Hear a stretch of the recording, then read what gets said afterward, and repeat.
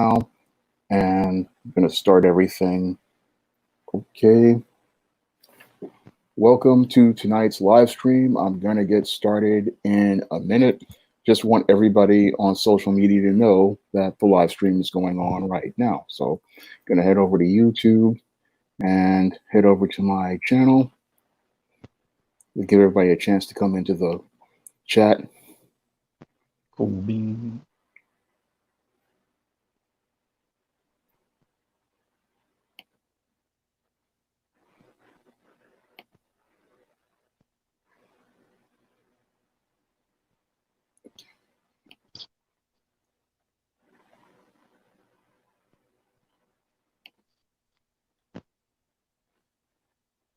Every family is unique, and so is Hyundai Palisade with third-row power folding seats plus space. Okay, we are live, and now I'm going to head over to social media, drop the link to the stream. Cool. Now, I'm going to head over to social media, drop the link to the stream.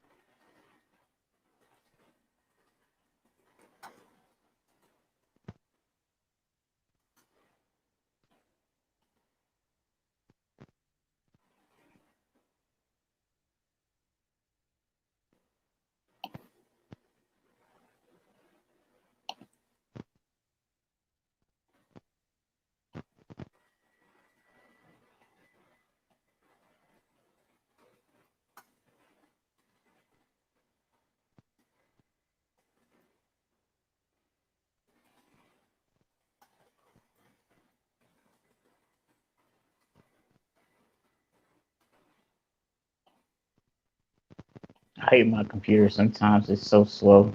Yeah, I know. It can be a lot of these MacBooks and stuff, they can be very slow. I just got your tag.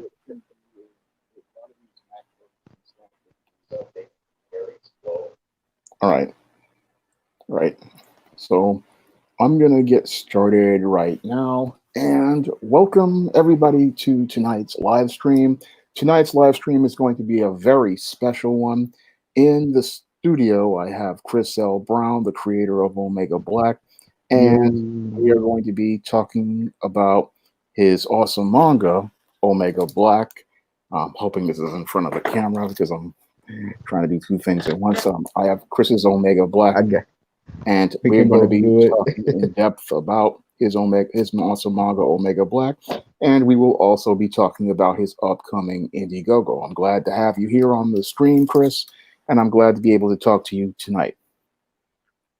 Hey man. Hey Sean. Thanks for having me on, man. I appreciate it so much. I'm glad to have you here. So It's good to finally be on the show, man. yeah, I've because been watching you for so long, man, and just met you in person at Anime NYC. So yeah, it just seems like time is just going kind of interesting. yeah. So this was something I really wanted to do because I really want to get more of the word out about Omega Black, and I also wanted to be able to help you out with your Indiegogo. So now that we're here, why don't you tell everybody about Omega Black and what it's about, so they can see how awesome this manga is? Well, you got a kid who comes from a distant planet. He doesn't know that he's an alien or he has powers until a series of events cause him to tap into that power for the first time. Then he has to like kind of balance himself between being a kid, come to terms he's not human, and making the best decisions that's going to make him into a really good hero. That's kind of like how the premise is what I built Omega Black to be around. That's very interesting. I mean, I love that part of the story, and I love that part of about him learning about himself and learning about his different abilities. And but the backstory is one of the most fascinating things I really enjoy about this whole series. I mean, this backstory about this planet Omega and the Omega Stream. I mean, everything about that part of the story is so epic, and that's the part of the story that's just so compelling. I mean, the whole everything that relates to the Omega Stream, related to how these beings to go have run this planet. I mean, there's just so much great backstory there, and I really think we need to share that with the readers because that's what really drew me into the manga and really is so compelling. Well, I'm glad you like it, man. It took me about a year and a half to kind of get everything together, as far as like what is gonna drive the story further, the characters, how the characters are gonna look. Well, first and foremost, before you put out anything that's having to do with something that you own, you always gotta make sure you take out either a trademark or a copyright. Yeah, Make sure you protect yourself with your characters and the things that you own. So I did all of that stuff before I even like put the book out to publish, and all that stuff is registered to myself into the business of Fools Entertainment. So that took at least 6 months because what we did was is like we came up with like 3 different drawings of Jafar, and hmm we showcased it all on Instagram and had polls for different people to come up and vote for it.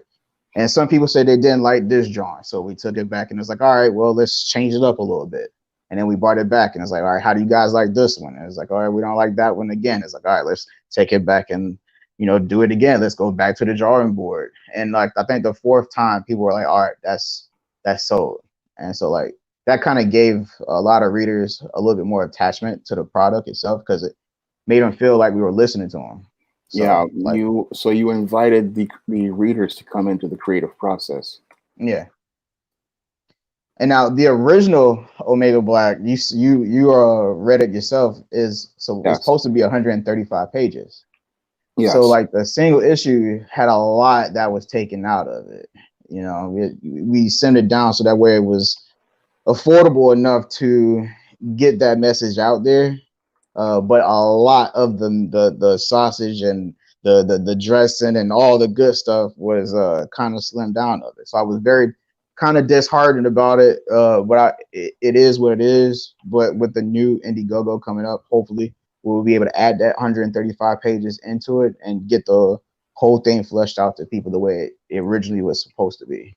because when I read the script for the version you have right now, I mean, I read the original comic and it felt like something was missing, but this new one, it just feels richer. It has a lot more depth to the story, a lot more character development. I mean, I mean, it has a far more epic feel. I mean, it feels like Dragon Ball or other mangas out there, and it's just well crafted. I mean, I think this new version will hook readers more in, and the fact that you're working with the readers as related to character designs, character concepts. I mean, I think this is going to be a much stronger version of a already solid story. I mean, the original Mega Black was very solid as it was, but this Mm-hmm. one, I believe, is going to be, it's going to be a really good one. I mean, this one has that, again, that epic feel, and the action just feels more vibrant. I mean, so if you in this new version, are you redoing the entire manga with a new artist? Yes. So like the original #1 was done with my first team, me, Jesus Piciano, Jonathan. We were all went to school together. And we just wanted to do something as friends. We didn't know it was going to turn out to be like this. But some people kind of fall off, and then, you got to bring in new people and to keep the business going. And then the new team that we brought in Ed Humitas. He worked with a lot of alternative comic books, so it was a good, brought in to have him come on the board, even though we lost Jesus on the first 2. Yeah, And then but we picked up Eric Weathers, who did Doug TenNaples' Earthworm Jim graphic novel. And he also is working on Xenotype with Liam Gray. yeah, That Indiegogo is doing quite well right now. So to have him bring him onto the project is also pretty good. So having to bring it on, and you don't want to carry on with the 3rd issue with a totally different art because it's yeah, inconsistent to yeah. what you already put out and it's unprofessional.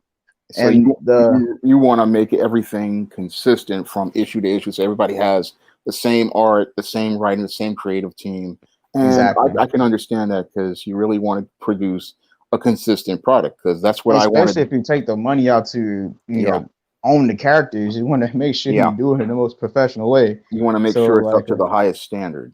So, exactly. and I noticed that with the first two issues you did, and I like the fact that you're gonna go back and try to make it the very best that it is. I mean, that's what you're supposed to do, make your product the very best that it is. And I like the fact that you're bringing in professionals. I mean, that's really going to Yeah. help you, and the fact that you're working with those professionals towards making the best product possible. I mean, sometimes you have to bring professionals in because it's all about giving the reader the best reading experience overall, and that's the most important thing about this whole project is you want to give the reader the best experience possible. And I like seeing that when I was at Anime NYC. I mean, you really are dedicated towards your readers, you're dedicated Yeah. towards your customers, and you really are putting 100% effort into making this Omega Black the best it can be. So I really like seeing that.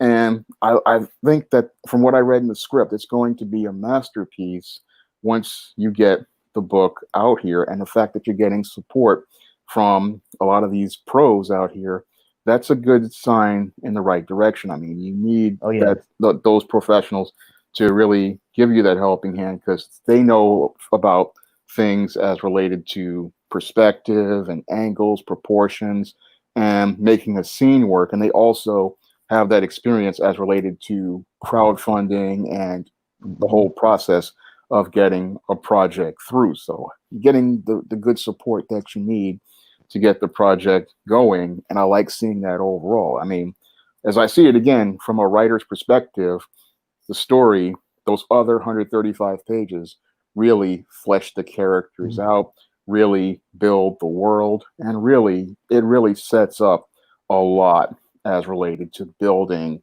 that foundation for a rock solid story. So I really like what I'm seeing, and I like that you're putting together a great team. I mean, Thank you, Sean. this one looks like it's gonna do fairly. It's strong. You just have to work on different aspects. Now, one of the things that again I really wanted to know about the whole project is what inspired you to create this whole world of Omega Black. I mean, what were your inspirations? This is your chance to share with the readers what Well, inspired you to create all of this.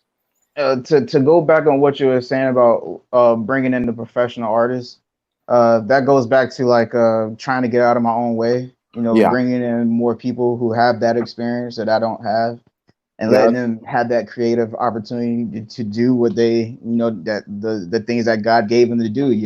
yeah, And just kind of stand back in a way and just observe and kind of learn to see how they're doing things and making sure what I'm doing with the writing is comfortable with the rest of the team.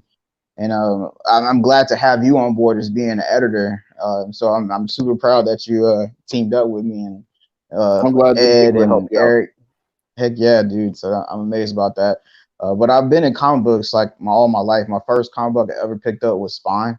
So Oh, that's why you see me share a lot of Todd McFarlane stuff because that was one of the first comic books I was able to pick up and read. And I had to thank my brother with that, which is why I'm really connected with you because you learned comic books through your brother. yeah, And I learned comic books through my brother as well. I used to steal his comic books. Where I'm from in South Carolina is the Bible Belt. yeah. So like things like Spawn, Pokemon, Power Rangers, all that stuff was considered like the devil in my house. So like we weren't allowed to have any of that in the house. But my brother would used to stash them in a shoebox, and I Oh, would go in his shoebox and take him and read them. And he got tired of me just doing it and just took me to the comic book shop one day. And I saw Static for the first time, and I got into Milestone Comics and reading more of Hardware and Blood Syndicate, and kind of that's how it really just inspired me to be into that lure of comic books was seeing all of that, as well as Rob Liefeld and the X Force. X Force was pretty dope. That was more of my brother's thing, but I was reading it too. It was pretty cool. But then I started to see the older I get, the more I saw the political stuff that was coming into the comic books, and like kind of just drove me away.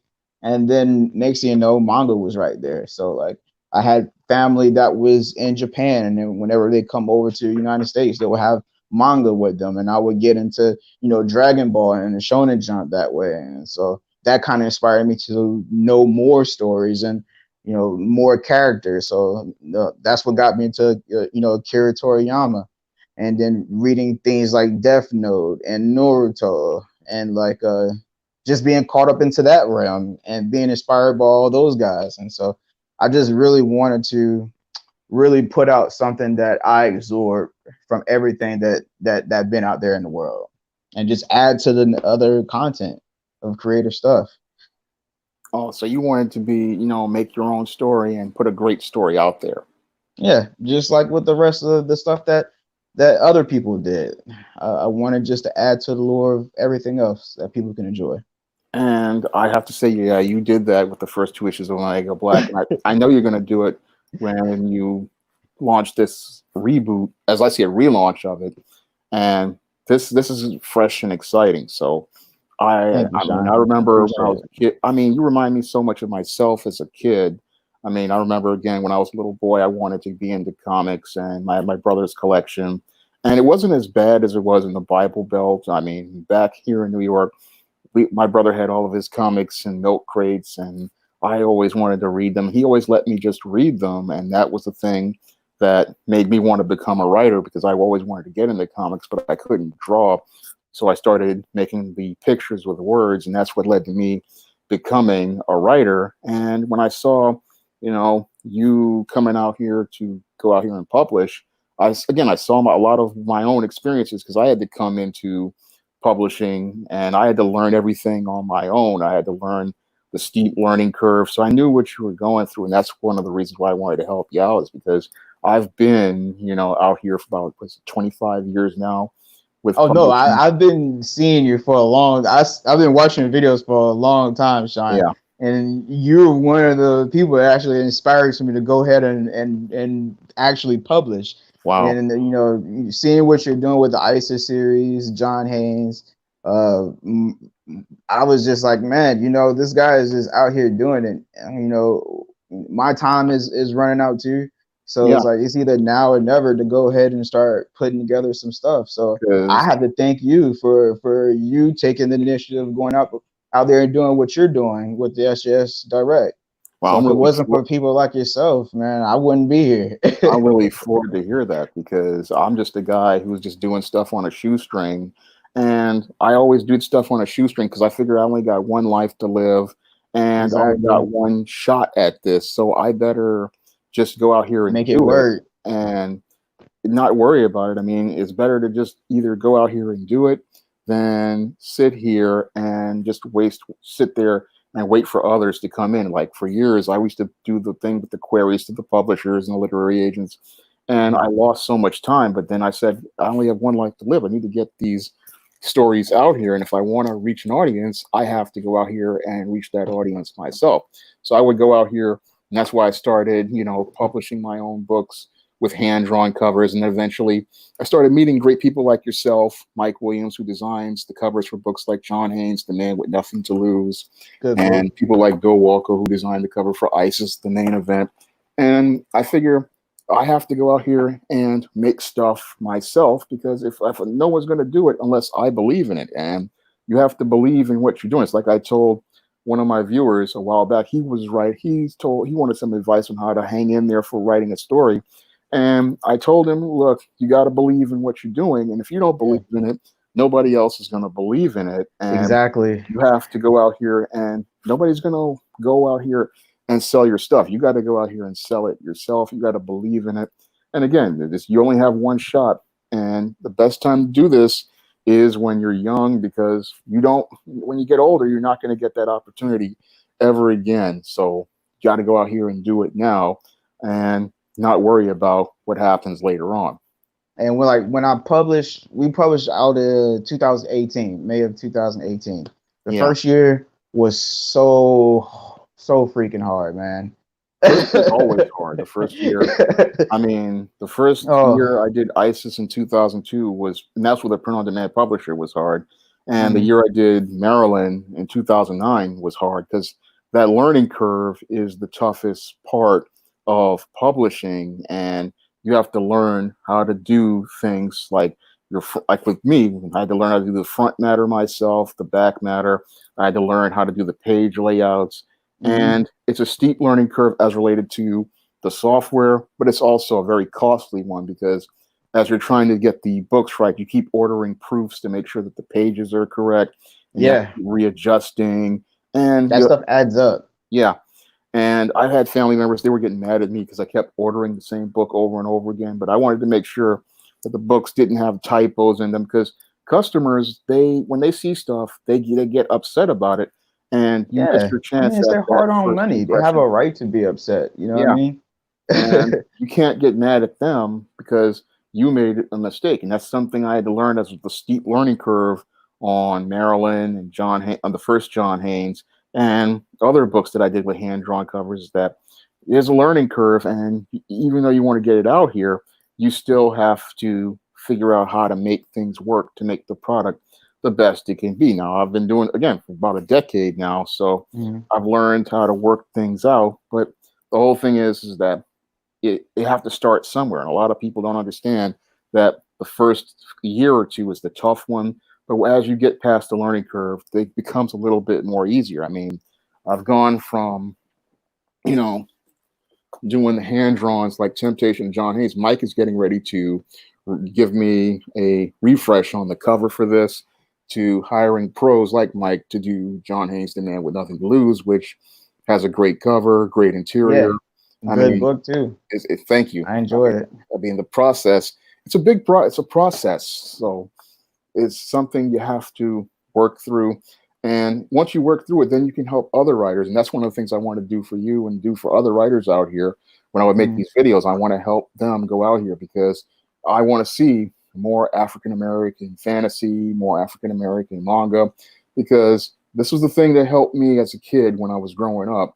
And I wanted to help give it to the next generation so that they could have it and they could share it because we need more images out there and more positive images out there for the young brothers and sisters to see. I agree. And we was fortunate, when we released Omega Black in 2018, we did a trailer right along with it, Yeah, and we put that on Facebook. Of course, that's when we started getting into more of the ads on Facebook ads and getting our products on that one. And they gave us 25,000 views that first couple of weeks, which is a great boost to yeah, get before you launch a product. It was a great boost. But like you got to have a good team, man. That yeah, again, it goes back to bringing in professional people who know what they're doing, who've been around the block, yeah, who, when the times get rough and they have a deadline and they stick to their deadline, yeah, like those people are the ones that you need to get and work with and keep a consistent workflow with, because those are the people that would get you done. And, yeah, the first team, we were just young. They didn't want to do a deadline. And even if you're not a self-publisher, yeah. you have to have a deadline. That is like That's what I've learned. important. That's what I learned years ago. I mean, that's what I learned back in like 2013, 2014 is yeah, you need to set deadlines so that your books can Yeah, come out on a date. And when you have a date for your books, it allows you to be able to build your marketing plan and be able to build exactly. that anticipation and get those readers, ready. And over the last couple of years, I've done that with ISIS series books and Spellbound, where I would go out here, I would set a date, and I would want to have the book finished by that date so that I could do things like a pre-order and Mhm. do things like have the pre-orders ready so that people can just come in and be able to just pick this book up and pick it up on that date.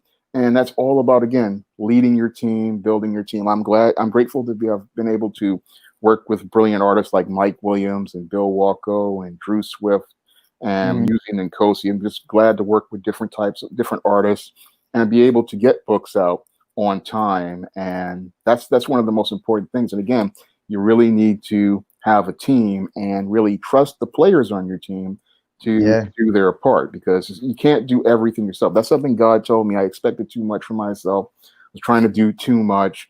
And when you're doing something like a book or doing something like a comic or a manga, it's not a one man thing. That's one of the things that's hurting this industry is you have people out here who want to be the one man who does everything, but no, it's not one man. It's everybody doing their part and everybody Exactly. coming together to put together a solid book. I mean, yeah, I'm the writer, but I need help from a professional artist who can understand things better. Because, for example, like with this cover, ISIS, the main event, when I did Mhm. this cover, it wasn't on the concept stage, it wasn't that great. I mean, Bill gave it that perspective to make the angle where ISIS looks strong and Umbatra looks formidable and Nemesis is in the background. His perspective on this shot really makes this cover really pop. Yeah. And his experience with working with proportions and perspectives is something that I really appreciate. I mean, he knows how to make a really strong cover.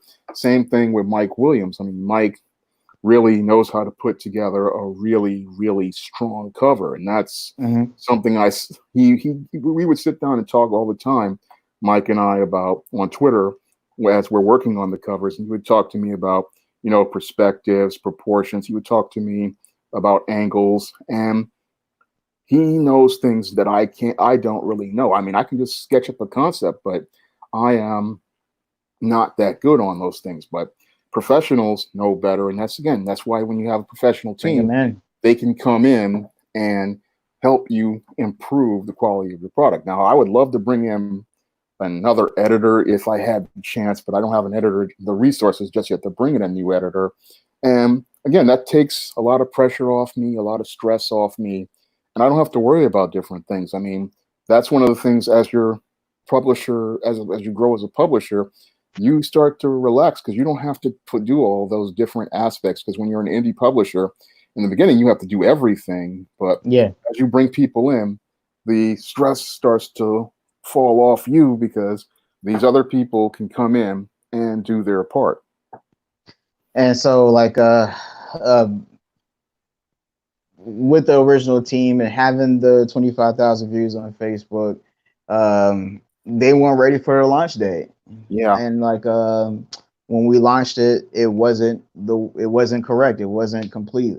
And I was very disappointed. A lot of people were disappointed because people were very, very interested in what we had going on. And a lot of people who bought comic books that first week and a half, man, I had to replace all of that stuff with a new edited version, which I And, had to do myself and because that's my a original loss. I team, mean, that's a loss. I had It that was a happen. huge loss. I had that happen to me. I mean, with All About Maryland, I mean, I had books. The first one came out with typos, and then I had to re-upload it. Same thing with Temptation of John Haynes.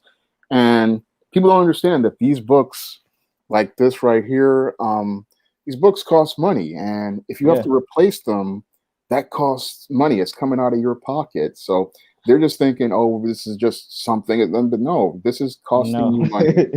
And this is like this book was $5 to print. So, and then you have all these spoiled copies that are in your house, and I have from experience. And you have to like burn them.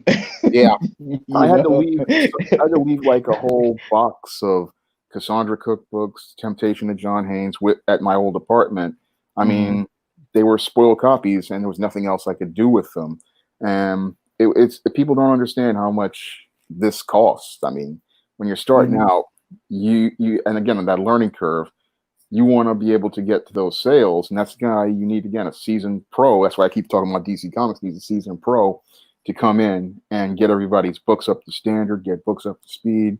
because that way when you come out, you can make that strong first impression. I mean, you had the advertising that was building the anticipation, Yep. but the whole thing is the creative team. They didn't understand their roles, and they didn't understand how important it was to put a product out there, because if your book comes out and it's strong, what's going to happen is you're going to build that word of mouth. I mean, I had the same thing happen to me Exactly.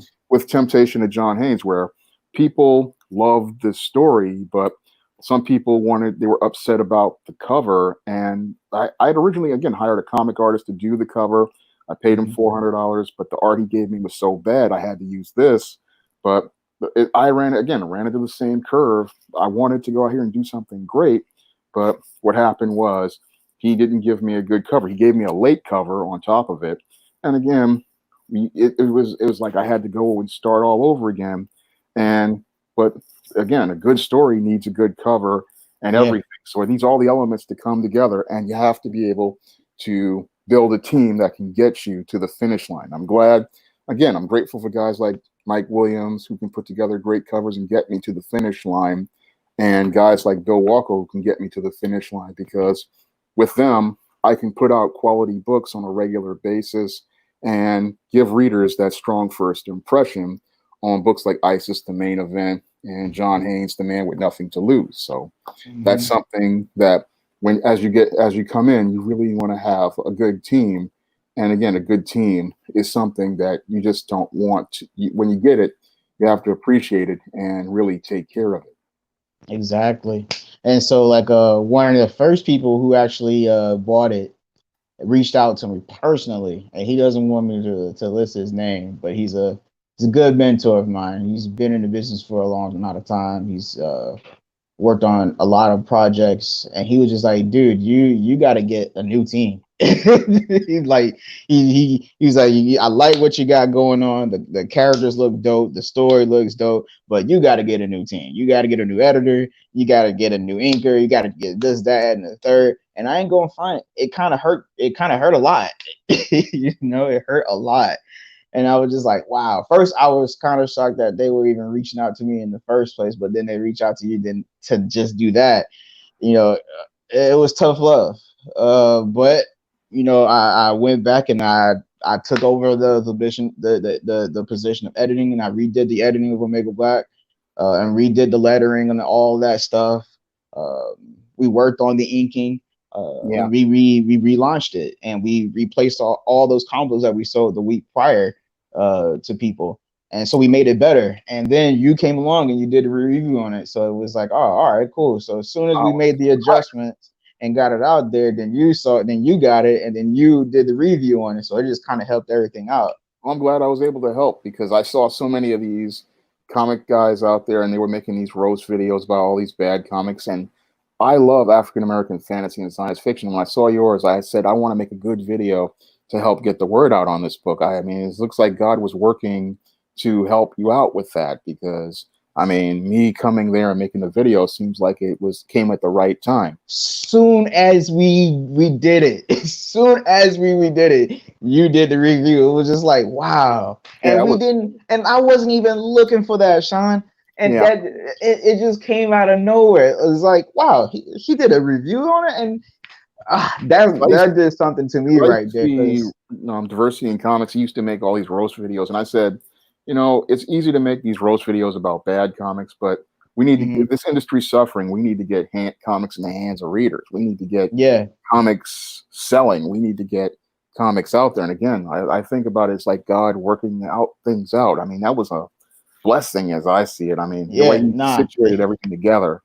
I mean, Then we started doing the conventions. yeah, Excuse me. which is essential in selling a comic, because you get to meet the customer face to face. You get to Exactly. really connect with the customer and really get that product in their hands and And see so them like direct. the first year we had to pay for all our booths, you know, we Yeah, had to go the route, and that was kind of the stress. You know, we yeah, had to pay for our hotel rooms, we had to pay for traveling, yeah, we had to pay for books to get made, yeah, and we had to make sure that we sell enough comic books to make back everything that we yeah. spent. Make back all And your it was costs. tough. It Yeah. was tough. We got a Um, chat from Yak Diesel, and he asks, "Hi, Chris. Can you walk us through the what's creative up? process when crafting the storylines for the Omega Black universe?" Oh, okay. All right, this is all right, yeah, sure. So like you have this being called the All, and he's like my version of Marvel's the Living Tribunal, or Dragon Ball Z's Omni King. He was just a being that was just there in the midst of space, time and space. He was just bored, and he created these beings called the Seven Elenians. And I got the Elenians from piggybacking from again Marvel with the Celestials. So like you had these seven beings, they kept fighting over each other about power, trying to figure out who is the stronger. Like one being will come out and he'll have this much power, then the brother will come out The next day you have this much power, and they always try to one up each other. And then one brother decided that he was just breaking all the limits, and he just showcased just a most unlimited amount of power that almost came close to the all. And the brothers got so jealous of him, and they killed him. They all killed him, and left his body right there in the midst of space. Time goes by, his body ends up like disintegrating and turned into a cosmos. And within that cosmos is Planet Omega. So Planet Omega was born from the ashes of one of the Elitnians. So they are connected to the cosmic being, the All. That's how I got the Elitnians and the Omega beings from all that stuff right there. Wow. Wow. And so, like with the Omega beings, they're cosmic entities that's connected to the All. The thing about the Omega beings and why they can't leave Planet Omega, which is one thing that I didn't really touch too much on in the first single issue, because that was part of 135 pages, and we needed to slim down a lot of stuff to put in that 40. So a lot of stuff got missing, and that whole thing got missing. But if one of the aliens were to leave Planet Omega and go to another planet where there's another species, they're so pure with the cosmic energy that they would infect other beings with that same energy. So then you're going to have a whole universe full of people who have cosmic connection and of energy. It's going to cause unbalance in the universe itself. So like the gods, the Elitnians, as well as the All, made a rule that the Omega beings can only stay on their planet.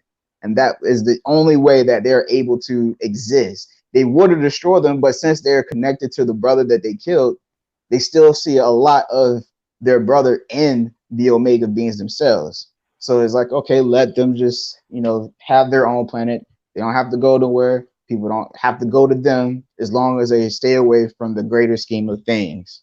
That's one of the things that really builds into the story. I mean, that's one of the things that has me anticipating the upcoming manga and future issues. I mean, the way all of that's going to set up. I mean, that's what gives it that epic feel. Because as from what I read again in the first 2 issues, I mean, we start to see that epicness. But it's that the script that I got is spectacular. I mean, thank you. Those extra pages. I mean, we need to see those pages. As I'm imagining what's going on, I mean, this is a grand feel. And so the Elenians, in order to create more order, and I got this a little bit from the Christianity things, they made these beings called the Destroyers and the Builders. Yeah. And like the Builders will go out there and, of course, build other universes. And the Destroyers will go out and destroy the universes that are unbalanced. But they coexist with one each other. So one can't coexist without the other. So if the Builder dies, then the Destroyer would die. So somebody would have to always take the mantle of the Destroyer and the Builder in order to keep the fabric of the universe together. Yeah. And the Destroyer, they have these 4 members, kind of like a shot to the 4 horsemen of the apocalypse, sort of like the henchmen of the Destroyer. Yeah. And you're going to find out a lot more about them going further in the story. I said the story, in the story. But it's so much going on. But yeah, Yak Diesel, that's how like all the Holy Omega Black Universe was put together. Wow. And big shouts out to Yak Diesel, man. Yak Diesel is a big friend. He's a good friend. Yeah. He's a great guy. I mean, he gave me props on John Haynes, the man with nothing to lose. Oh yeah, nah, he's a big fan of yours, man. Wow. Like when I was at Anime NYC, like he came to my booth and he was looking for you, and I was like, oh man, you just missed him. He went around to go walk around. He would just talk about so much of your videos, and me and him had a chance to talk about your videos and watching them and our experiences together and how we felt about it. It was cool, and ever since then, man, me and Yak Diesel have been talking to each other. I mean, the whole Anime NYC experience was so positive for me. I mean, it really has me really wanting to do another show once this whole pandemic thing ends. I mean, I was working on plans to do a show, and I had one person from a goth show. They invited me to do a show, but I just wasn't ready. I mean, I wanted to do that goth show out in New Jersey, but I just didn't have I didn't have the infrastructure to do it. But after I did Anime NYC, that's the thing that really motivates me to want to do a show, because I hear from so many people saying that, they like my videos, they like what I've done, that I've helped so many people, like comic Yeah, dude. and goths out here and alternative people. You have the catalog too, man. Yeah, So like you can get out there. You yeah. just gotta find which ones that are gonna work for you. Yeah, You they've know what been I telling mean? me that, they that I've had so much influence on them just on YouTube, and I didn't really think I had that much influence. I mean, some of these videos I didn't understand. Like, they would get like 100 views or 50 views, and it would be a surprise to me that I would hear from people that, oh, this video really helped me. This video really helped me out here. I mean, I remember one goth kid about a couple weeks ago, told me that one of the videos I did really helped them understand the subculture and the things that they were dealing with. I have some comic fans tell me that, the videos help them in some of the books. And I didn't know there were so many John Haynes fans out there. I mean, Yeah, dude. You gotta I you mean, gotta start getting more talkative with those people, man. yeah, You I know? want to network with more of the Yeah. comics and sci-fi fans and the goth subculture. I didn't know that John Haynes was that popular. I mean, Mike, when he came to me, he said we needed a book about a strong, masculine black man. And when I did John Haynes, I didn't expect it to, get those kind of sales. I mean, for print on demand, they're pretty decent, but I didn't expect. I mean, I heard from one guy in Tahiti that he was a John Haynes fan, so Mhm. it's a surprise to me. I didn't expect to be so many people interested in that It's a character. good feeling, man. Yeah, So so like when the first year I did the conventions, I treated every convention like it was like the Super Bowl or like the NBA finals. You know, I don't let nobody leave my table without being greeted. I don't let nobody yeah, pass my table without being greeted. If you do come to my table, you're gonna be leaving with something. If it's not gonna be with a book, it's gonna be with a poster.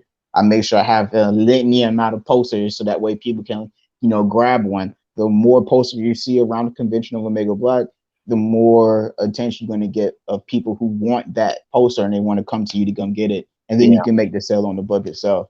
yeah. Um, And it's great. I like the way you work tables. I mean, good customer service and building those relationships with customers.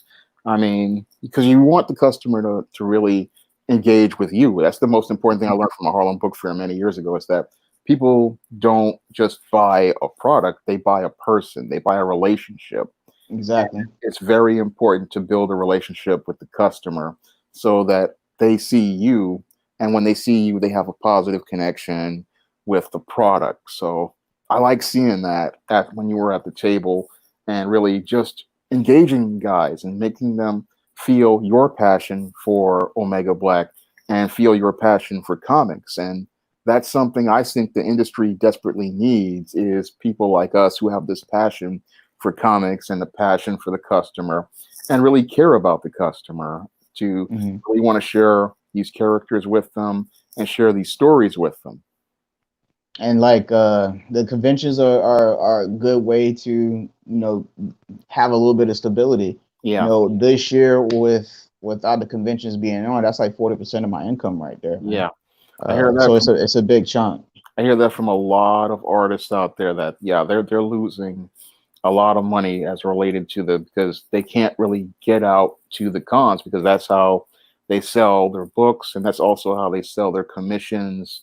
I mean, so I really wish I could go out here and help some more artists out, but my catalog is very small. I mean, I wish I could do things like a pinup or something to help some artists out. I mean, just sharing their business information is enough. You know what I Yeah, mean? So like that's what I've been doing a lot more, and I've been doing that for a while now. I was trying to share as many of my artist friends, many of my business friends that have businesses, that as get as much as people on there as possible. Share it as much as possible.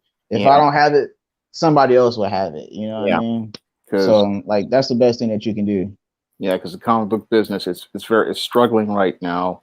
I mean, they're trying to get things started back up, as related to the states that are opening up, but the cons are Big shout out to Drawn to Comics. They opened up today oh over in great, Arizona, and that was one of the stores that sells Omega Black products. So I'm Oh, very, very happy to see them opening back up. Ken is a very good owner. He cares about the business as well as his yeah, readers and customers. And this whole entire time, he's been doing like curbside pickup. yeah. So like that's also been helping us out as a business and still buying Omega Black products and keeping them within the store. So big shouts out to him and to other stores that are trying to get back into the swing of things. It's about time that we're starting to see that. Thank you for Um, the super chat, C-Man. Really appreciate it. And yeah, the comic shop owners, I mean, I wish I could get out there, with my Isis and John Haynes books over and get them into the comic shops because I think it would help. I know people don't usually buy superhero prose fiction, but I think if I mhm. could get John Haynes, The Man with Nothing to Lose, and books like, Isis, The Main Event, and um, books like Isis, All That Glitters on the Shelf and Eastern Goddess of. I think it could help a lot of the comic shops, get those younger readers, get some of Hmm. these casual readers, because people want family friendly, all ages content. And that's one of the things I like about Omega Black is that it's all ages, it's action packed, and it's something that gets people in the shop and helps a lot of these comic shops because I know about the distribution issues with the comic shops and how a lot of the shops are Oh, struggling. I mean, yeah, Diamond. Diamond Uh, doesn't really help with the returnability because returnability is very important because it it gives you is. a measure of what's selling and why it's not selling. And if shop has to buy these books and they're stuck with them, that's one of the things that really annoys me because in trade, a book like this, if it doesn't sell, I have to take it back and I have to, it makes me want to, again, gives me incentive to whether if it sells or not. So Hmm. I have to go out here and bring my best to the table. But when you have Exactly. full returnability, it's on the shop owner to eat the cost of all these books, and he's the one suffering as a result. And that's one of the things I don't like about the woke crowd is they don't really concern themselves with the needs of the shop owners. It's just about them getting paid, and after they get paid, they could care less about the customer or the Yeah, shop it's owners, really sad, all, man. all of these people who have to eat the cost of all of their books. So, I mean, it's one thing to be when you're at the novice stage, like I was with Temptation of John Haynes, and you put your heart into a book, and at least there's some quality as related to the story, and there might be some issues as related to grammar or the cover. But a lot of these woke types, they don't really care about comics and they don't really care about improving their quality, and they don't even want to listen to the customer. And that's a big problem for me. And I really, again, these comic shop owners, I don't want them to take, the brunt of all this. So if I'm out here, I want to give them the very best.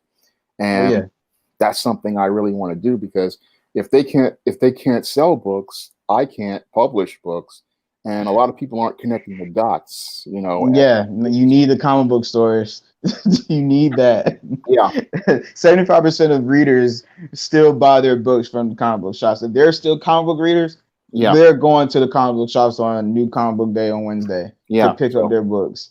you have to give them a product that sells, and that's one of the things I want to do if I could ever get out there is give those comic shops product they could sell and product that can move because it's all about them being able to if you don't give them a good product, they have nothing they can recommend and they have nothing they can share, and Exactly. it's very important. So a lot of the woke types, they're sitting there, they're thinking again, it's all about them, but they're not understanding the reader is important, and you have to give them a book that is great so you can spread that word of mouth that builds that foot traffic and allows that owner to be able to order more books. Because if your word of mouth is strong, like from what I'm hearing about John Haynes, you can go out here and get that stronger foot traffic and get people to start ordering the books and order more books.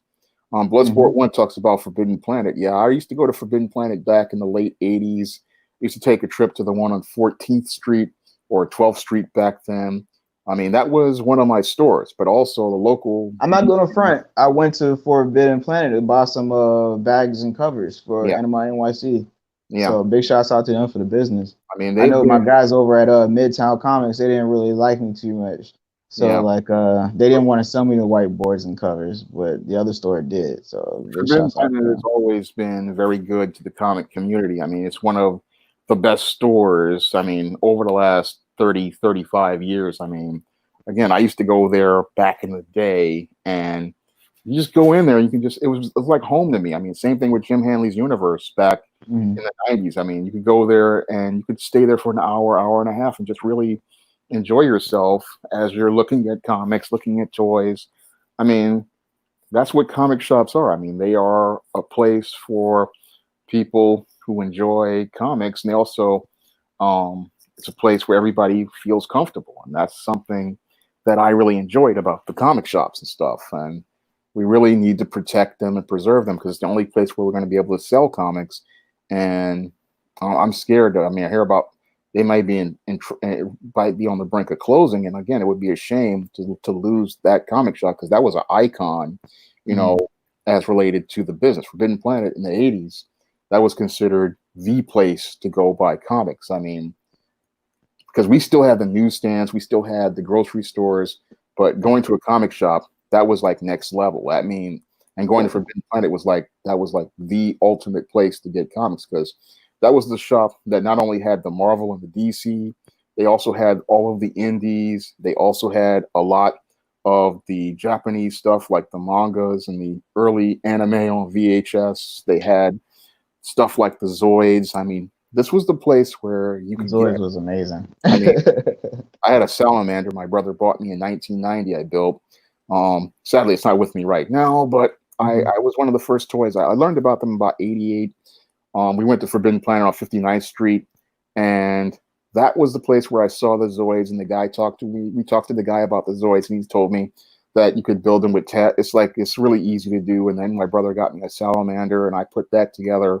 So it was a place where I really learned up, a That's lot dope. about comics, and I learned more about the indies. And the indies was something that was introduced to me back in junior high school. I had this friend who read Ninja Turtles, and he showed me some of the indies, and I saw Fantagraphics books and the price guide, and I got into indies. And the indies can change your whole perspective on comics. I mean, because you get to see different ideas, different concepts, different stories, Yeah. and the black and white craze was going on during the 80s. So I learned a lot about comics back then, and I liked sharing that with people. And again, I wish there's a way to keep Forbidden Planet going because that's an essential store. I mean, I know there's one in the UK, but the one here in New York, I mean, that has helped so many kids, get into comics. Need to keep that one open. Yeah, we need to keep that one open and fight to keep that one open. But they also gotta buy the good comic books that sell. Yeah, You know, that's one thing I saw from IDW's whole little video that they put out. I want to say it was like earlier this week.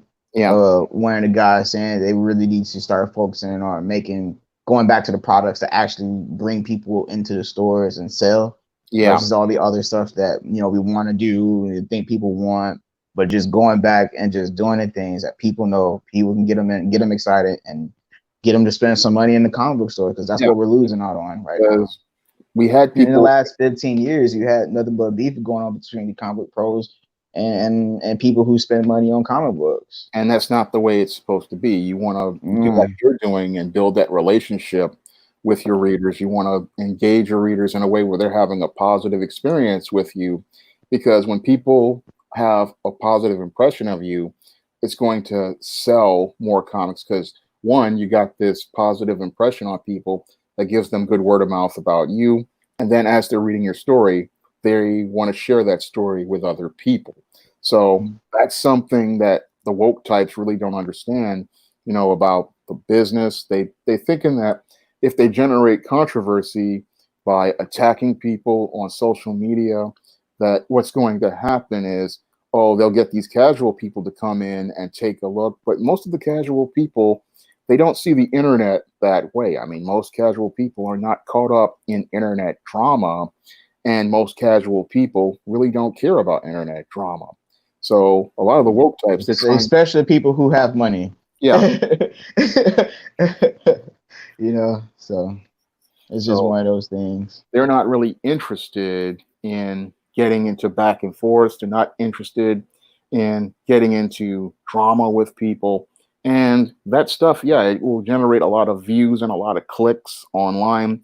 But it does, as I've said numerous times, it doesn't generate lots of sales. And what you want to do again in publishing is generate those sales by showing that you can write a great product and you can make people care about that product. So the woke types, all they want to do is push their identity politics and their agendas, and that really doesn't sell. I mean, I have to say to Yak Diesel, I would never give any identity politics in my stories because for me, I want to put together quality stories that keep the readers engaged and really give them, a fun, fantastic read because I know that, you work hard for your money and I need to give you the very best. And that's something I commit myself to, and I'm hoping you commit yourself to that, Chris. I mean, we don't Oh need any no, I definitely politics. will. We don't need any of this You know, SJW melodramatic um, nonsense. You know, and then I think one person that I've really think that really had a balance between the identity politics and storytelling was Chris Claremont when he yeah, did X-Men. And that's because he did things that pushed the story forward. I yeah, mean, he didn't put anything that halted the story process to stand on any type of agenda to do any type of preaching. Everything he used pushed the story forward, yeah, and it made it fun to the reader. yeah, The difference between back then and now is that now the things that they're putting in the stories don't push it forward. yeah. You get They more stories that they're literally stopping the story to make a stance on a political agenda, and it's like, what? Has nothing to do with the what are you even trying to sell me? This has nothing to do with the story itself. You literally have to take a panel to tell me that. You didn't have to do that. and it just takes the reader out of the action. I mean, Exactly. you never want to take the reader out of the action. I mean, once the reader is in the action, you want them to escape, be there. And that's why good writers, they always put their story between the lines. If they're making a commentary about something, they make their commentary between the lines. For example, I recently got Josh Howard's T-Bird and Throttle from his Mhm. Indiegogo, and Josh does an amazing job of, taking some shots at the woke types and also making some commentary about the world going on. I mean, he does a brilliant job with T-Bird and Throttle of going between the lines. He's like Chris Claremont and Marv Wolfman. I mean, this series, I call it a future classic because he really shows again how masterfully you can do a great story with great characters and really just compel you. I mean, this book, I got it on Wednesday. I read it within 45 minutes and I was back Oh, looking at that's it. good. I mean, this book was amazing. I mean, I have to pick that up. yeah, it's on Josh's website. Um, and let's see if I can bring it up for everybody. Here we go. Here's his website. So Josh has,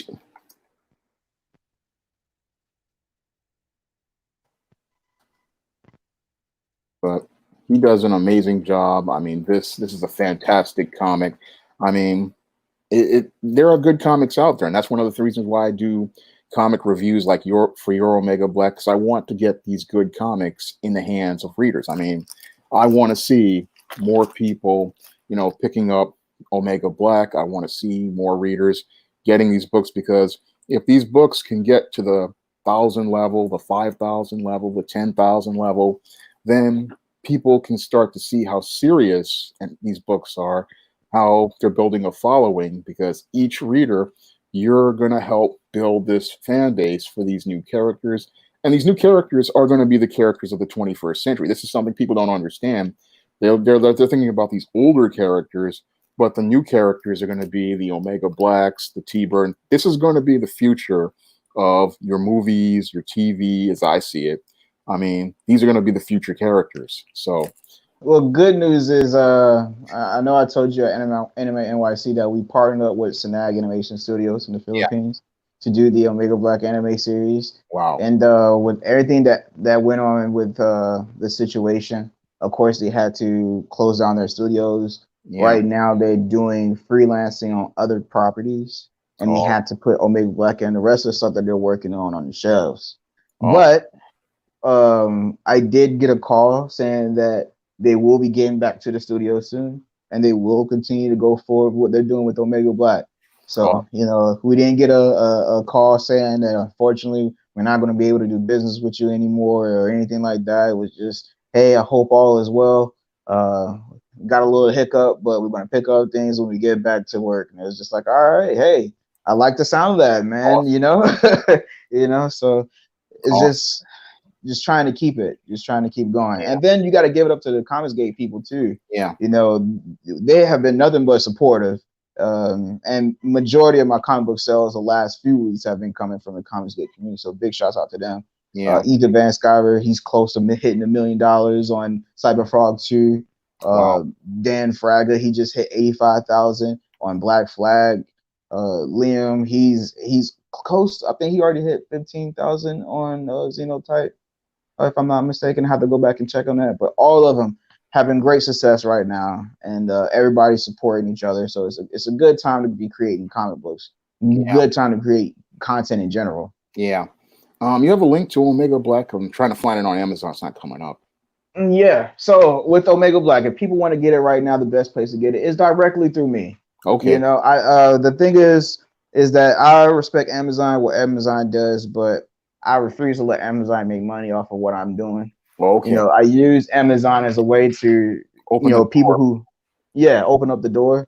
But I do all my sales directly. Oh, I that's do all my sales directly. I distribute to stores directly. It's a good way to keep a connection on who's buying my books yeah. and which stores have my books. And to build that mailing list. Exactly. So you can let them know about new product coming out. Mm-hmm. So you're really making some good business moves right here, because when you're doing it direct, you get 100% of your profits. Yes. So you get to build that customer base and that customer block. So you're making a very move. And plus, I get a chance to sign the books. Yeah. Real people who want your books are gonna want to get it from you. Yeah. You know what I mean? They want to get it from you. They want you to sign it, because that increases the value of the experience itself. Yeah. So like, just having a way for people to get in touch with you, you'll be able to get so much done. Like I had to close down my website because I'm selling more directly than we have traffic coming in through the website. Wow. So it's like, I'm not going to pay to keep that one up. If people are getting in touch with me now in a whole much easier way, let's go ahead and go that way, and just trying to learn from what Ethan does. Treat this whole thing like a hot dog stand. Yeah. Build your own business so that you can be the one in control of everything, and you're not dealing with all of these other entities and they're telling you what to do. I mean, that's very good. That's very, very, very strong. That's why you can keep that's why everything is on your terms and not on somebody else's terms. And I liked hearing about, you getting the anime together. I mean, I think that's going to be powerful. I mean, you signed licensing for that? Yes, of course. Got all your because when you have control over all that's coming. And then the cool thing is that I get to write the dialogue in the series itself. Wow. So like, as long as everything goes well within the books itself, then things will go well within the anime series. So and that's how we have it planned. So like, we have to have the book to be out first before they pull things from that to put into the anime series. I mean, so like, hopefully again, this is increase people's awareness of the books and wanting to get involved with the books now early before they even put this whole thing out there. The teaser was supposed to be out this year, 2020. Yeah. But now everything has been pushed back to 2021 and maybe 2022. At least as long as you have that foundation there, you have something to work with. And I'm glad that you've got a team working on this, because each team can really, it takes a lot off you and allows them to be able to get this work done, and you can get this out here in an effective fashion. So having a team is essential, and having a team on the anime side and on the manga side, I mean, you've got that foundation, building it nice and strong, and that's what I like seeing. Now, personally, I would love. Some people complain that it's not a company in America that's doing an anime series, but to me, I feel as though it's the first person to come out and want to work with you. That probably need to be the first person you need to go ahead and deal with. The whole 2018, we didn't get anybody who wanted to work with us at all. It was a very lonely road. And then 2019, out of the blue, we started getting the guest invites, and getting more involved with more of the convention people and getting out there in front of customers. And that's what kind of built the whole reputation with Snag, and Yeah, everybody else is just being out there on a consistent basis, and making sure that people see it, advertising it, making sure you have it on the website, make sure you put it on your Instagram, make sure you yeah, put it on your Facebook. um, yeah, Making sure that you're the people who are coming in and buying your books at the conventions, yeah, that they're even posting it on their Instagram, and that they're sharing it with their folks, that they just saw you and spent money with you in person. So like yeah, all that stuff, man, all that stuff plays so much into the bigger picture of yeah. business. Because I find that whenever somebody makes me an offer, I always just go with whoever comes to me, and I figure when you get an opportunity, you have to take it. And Yeah, because you each don't know person if you it's work going to with, come back again. because each person you work with is going to take you a little bit further to that next level. So if somebody comes to you and they're making you an offer, sometimes you just got to take it. And I've taken that by working on different streams and making different guest spots. And it's really helped me exponentially. I mean, I find that a lot of people out here, when they hear about something that you're doing, they're going to want to work. They want to work with you. So you got to give them a chance, and a lot of times it works out, and that's why you have to just work with who wants to work with you, because if they've got that passion and they really want to work with you, give them a shot and see what they can do. Hmm. So maybe somewhere down the line, if another animation company comes out and they want to do some business, then we'll see what's up. But if things go well with Snag, then if the wheels ain't broke, don't fix it. No, if it's working out, it's working. um you know. so you have an Indiegogo that you're getting ready to plan to Yep, launch soon, and you want to try to build up your mailing list. I hear that's what you're trying to do. So that is the goal right now. We have yourself doing the editing for this one. yeah, I'm Um, and I'm gonna put my very best at it. I just looked over it the first time. I did some of the spelling and the grammar, and it's rock solid. I mean, all I did was a few spelling and grammar issues, but that's cleaned up. And I want to give it the second edit, like I do usually do on my books. Usually, when I do a book, I've read this about 35 times before it even hits the reader's hands. mhm. That's just on the computer screen. Then when I do the printed version, I do more editing to make sure that the book is the very best. So I want this to be the very best for you. I mean, because you remind me so much of myself back in the day when I was in my early 30s and late 20s, and I wanted to go out here and do stuff. So I want this to be an absolute perfect book. So when it comes out, you can have that strong first impression like I had when I did Spellbound. I mean, I remember when I did the whole Spellbound marketing campaign. That one was like the biggest hit I ever had, because I had did the planning for it like a whole 6 months in advance. I did the ad that everybody saw, the darker shade of black. I did that 3 months in advance, and I just sat there and edited that book for a good 6 months, and it came out to be, a very powerful first impression on a lot of the black goth scene. I mean, even some of the white goths came out. I mean, one of my goth friends, she talked about the book on her video channel, and it was one of the strongest launches I had next to John Haynes, A Conversation with Death. I mean, and I want you to have that strong launch, because if you get that powerful first impression, and with me knowing how great this story was in the first version, I know that you're going to make that powerful first impression and be able to move a lot of units and really get that fan base, because the material is strong. And I really want to be able to help be a part of that infrastructure that gives you that powerful first impression that opens that door for everybody where they're like, I can't wait to get that next book.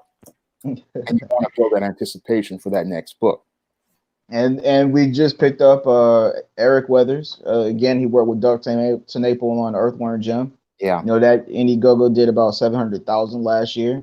yeah. So it's great to have him on board and do the lettering. He did a great, amazing job with the Xenotype with Liam Gray. I thought that was really, really dope that they did have that going on. And he's working on a groove right now. So Yeah. bringing him on board is going to make the whole thing even better.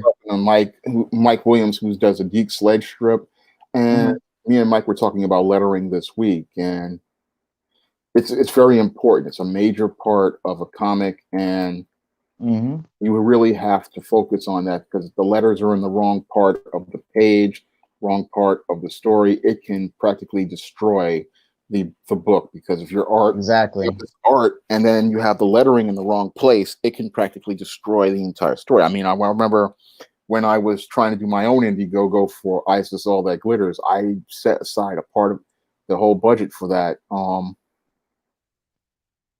And I didn't get the project funded, but I put it in part of my budget because I understand that lettering it can make or break a page, and you can have Todd McFarlane art or Jim Lee art, but it can be derailed by the captions being in the wrong place or this huge word balloon that practically takes us away from the picture. So a quality letterer, it's worth the money. Same thing with the quality artist. They are essential to making that story really great. And I don't know if you saw like the post I did last week, but we launched out the new designs for the Orion family and for Jafar. Yeah, I saw those. Those look really, really cool. They really they're way stronger. I mean, these were but those are great. And actually, me and Jesus designed the clothes that they wore. Yeah. But again, bringing in a new team, those when you have a new team, they don't want to do the old designs. The old designs, and I get it. Yeah, I get it. And so when I work with artists, they want to put a little bit of themselves into it. So you have to, you have to give and take and let them put a little of themselves because this is their project too. So it's something that is me and Ed, we've been working with each other for over a year now. And the first two campaigns we tried to get going, we didn't get. We were together neck and neck. Yeah. And he's been a very good artist. And we went through negotiations recently, and then he just got made partner, and now he has ownership of the characters of Omega Black 2 to a certain extent. So like of everything. Yeah. So like now that gives him more of a incentive to be more creative with the art style. Gives him a little bit more assertiveness when it comes down to the sales of the book. Now you care about the sales because you have a lot of people that you hire that are good artists, but they don't care about sales. Now art connects to getting sales on the book. And if they have a part ownership, then maybe they'll have a motivation to say, look, I got to put the best art on this because if it doesn't sell, I lose money. Exactly. Instead of him just being a contract player where he's just, okay, I'm getting some money anyway, no matter what happens, I'm going to get a commission as related to the art. But when I have ownership in it, I'm getting a percentage of the royalties. So I have to really put, a rock solid story together on this. And and he's the main person who's doing the art, so it's only right for him to have that, a lot of the characters that are going to be created from in the future is going to be done between me and Ed and his art style. Those are his, his designs. And if you do things like licensing and merchandise, it's really a good long-term deal because getting a piece of the action on the ground floor. And creators, that's one of the things I talk about is creator compensation as being something important in the comic book industry. And I'm glad you're working on that because creators, they really aren't getting compensated the way they should. I mean, they come in, they create great designs, and then somebody else makes all the money. But if they can come in and get a piece of the profit sharing, that gives them incentive to create more characters and create more compelling characters and really make the stories really pop.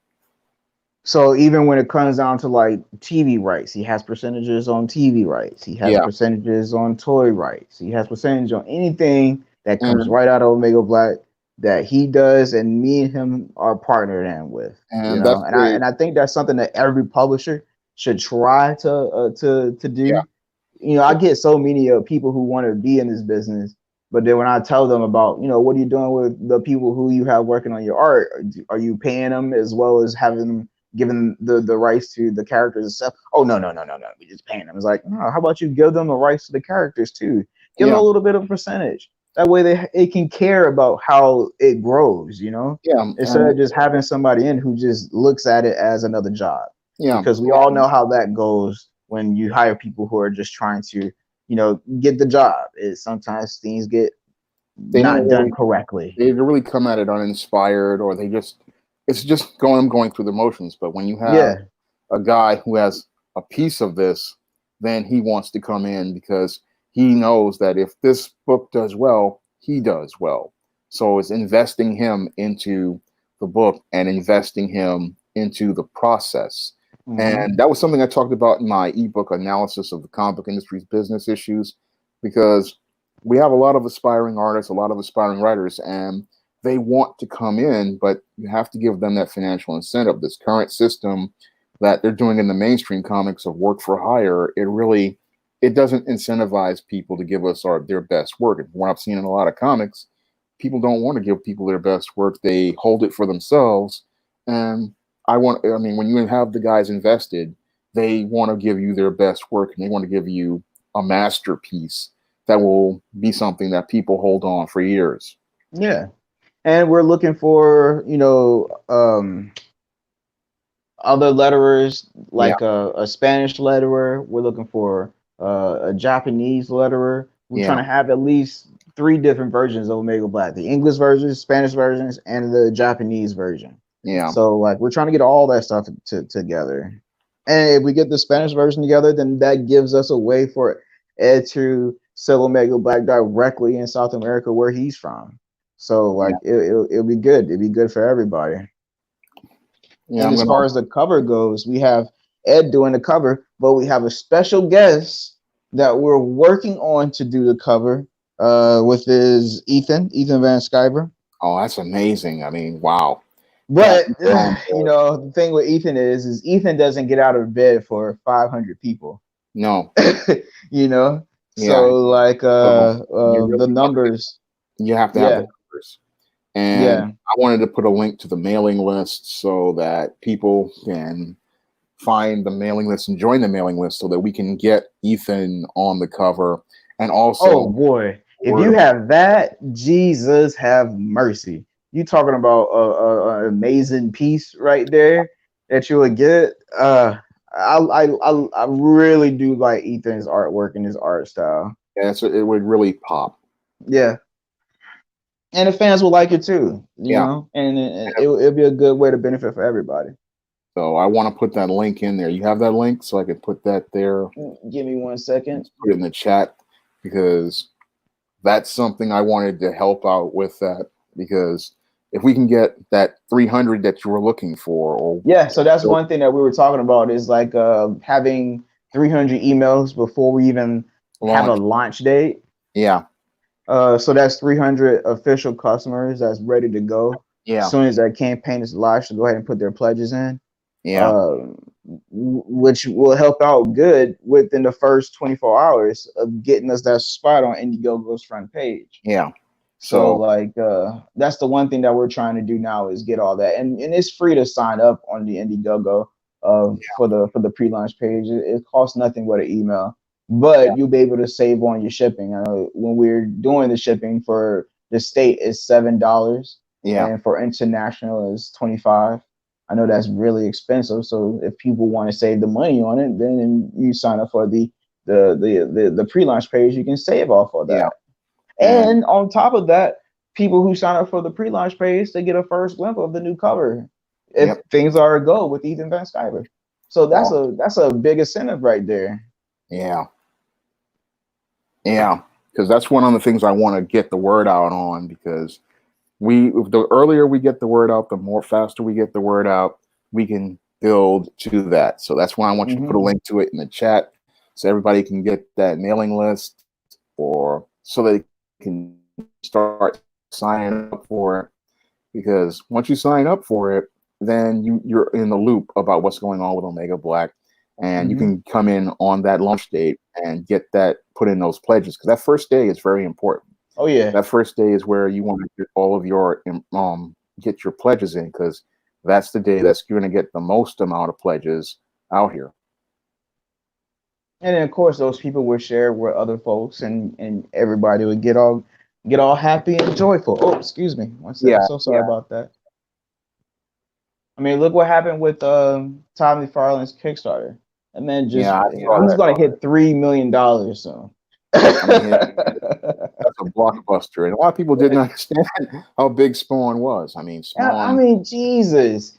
People should have known. Like, I mean, even with the drive of Todd, you should have known that he was gonna make something big happen with this. Yeah, And honestly, to God and His truth, he's the only reason that Kickstarter is still going on right now. We all know that Kickstarter is losing a lot of stuff right now with the things that they have publishing on Kickstarter. yeah, So a lot of folks have left there to come to Indiegogo. yeah, And if Ty would have brought Spawn over to Indiegogo, I'm telling you, Kickstarter would have been a whole heap of trouble, a Yep. whole heap of trouble. So Yep. big shout out to Todd, even though they don't deserve him. yeah, because he's one of those guys who he can sell 1 million comics Exactly. announcing his name, and I mean, he's that strong. And he also, I mean, he sold those Spawn figures within the thing was funded in 30 minutes, I believe.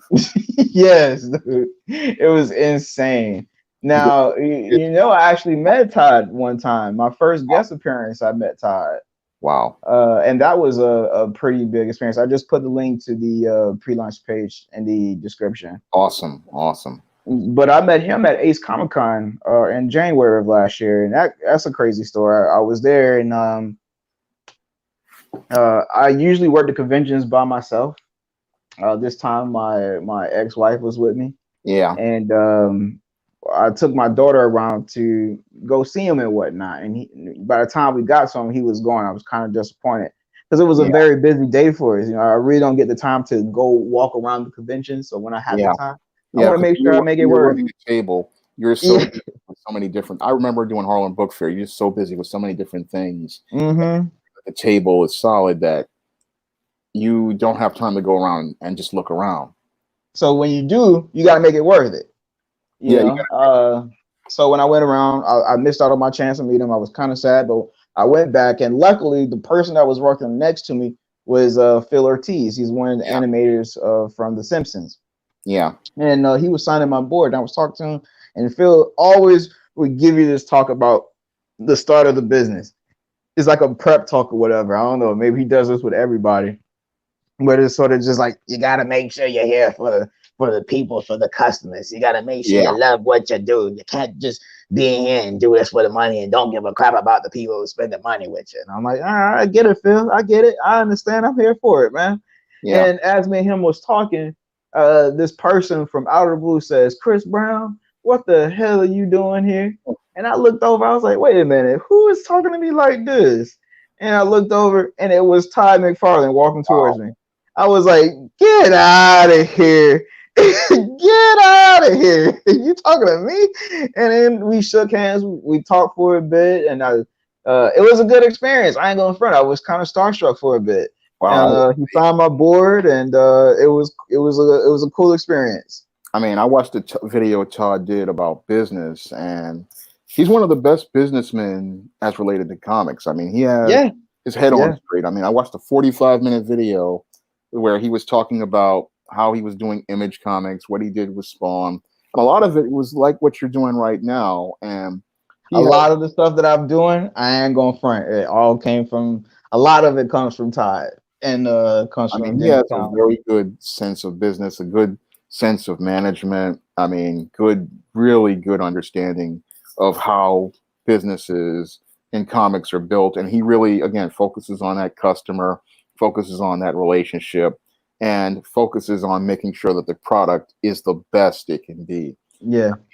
He revolutionized action figures. I mean, he practically, we were doing these 5-inch 6 point of articulation, 7 point of articulation figures from Toy Biz, and he took it to another level. He took us Oh, one inch whole up new to the level. scale, and then he brought things into figures like dry brushing, washing, more intricate sculpts. I mean, he took The sports figures was.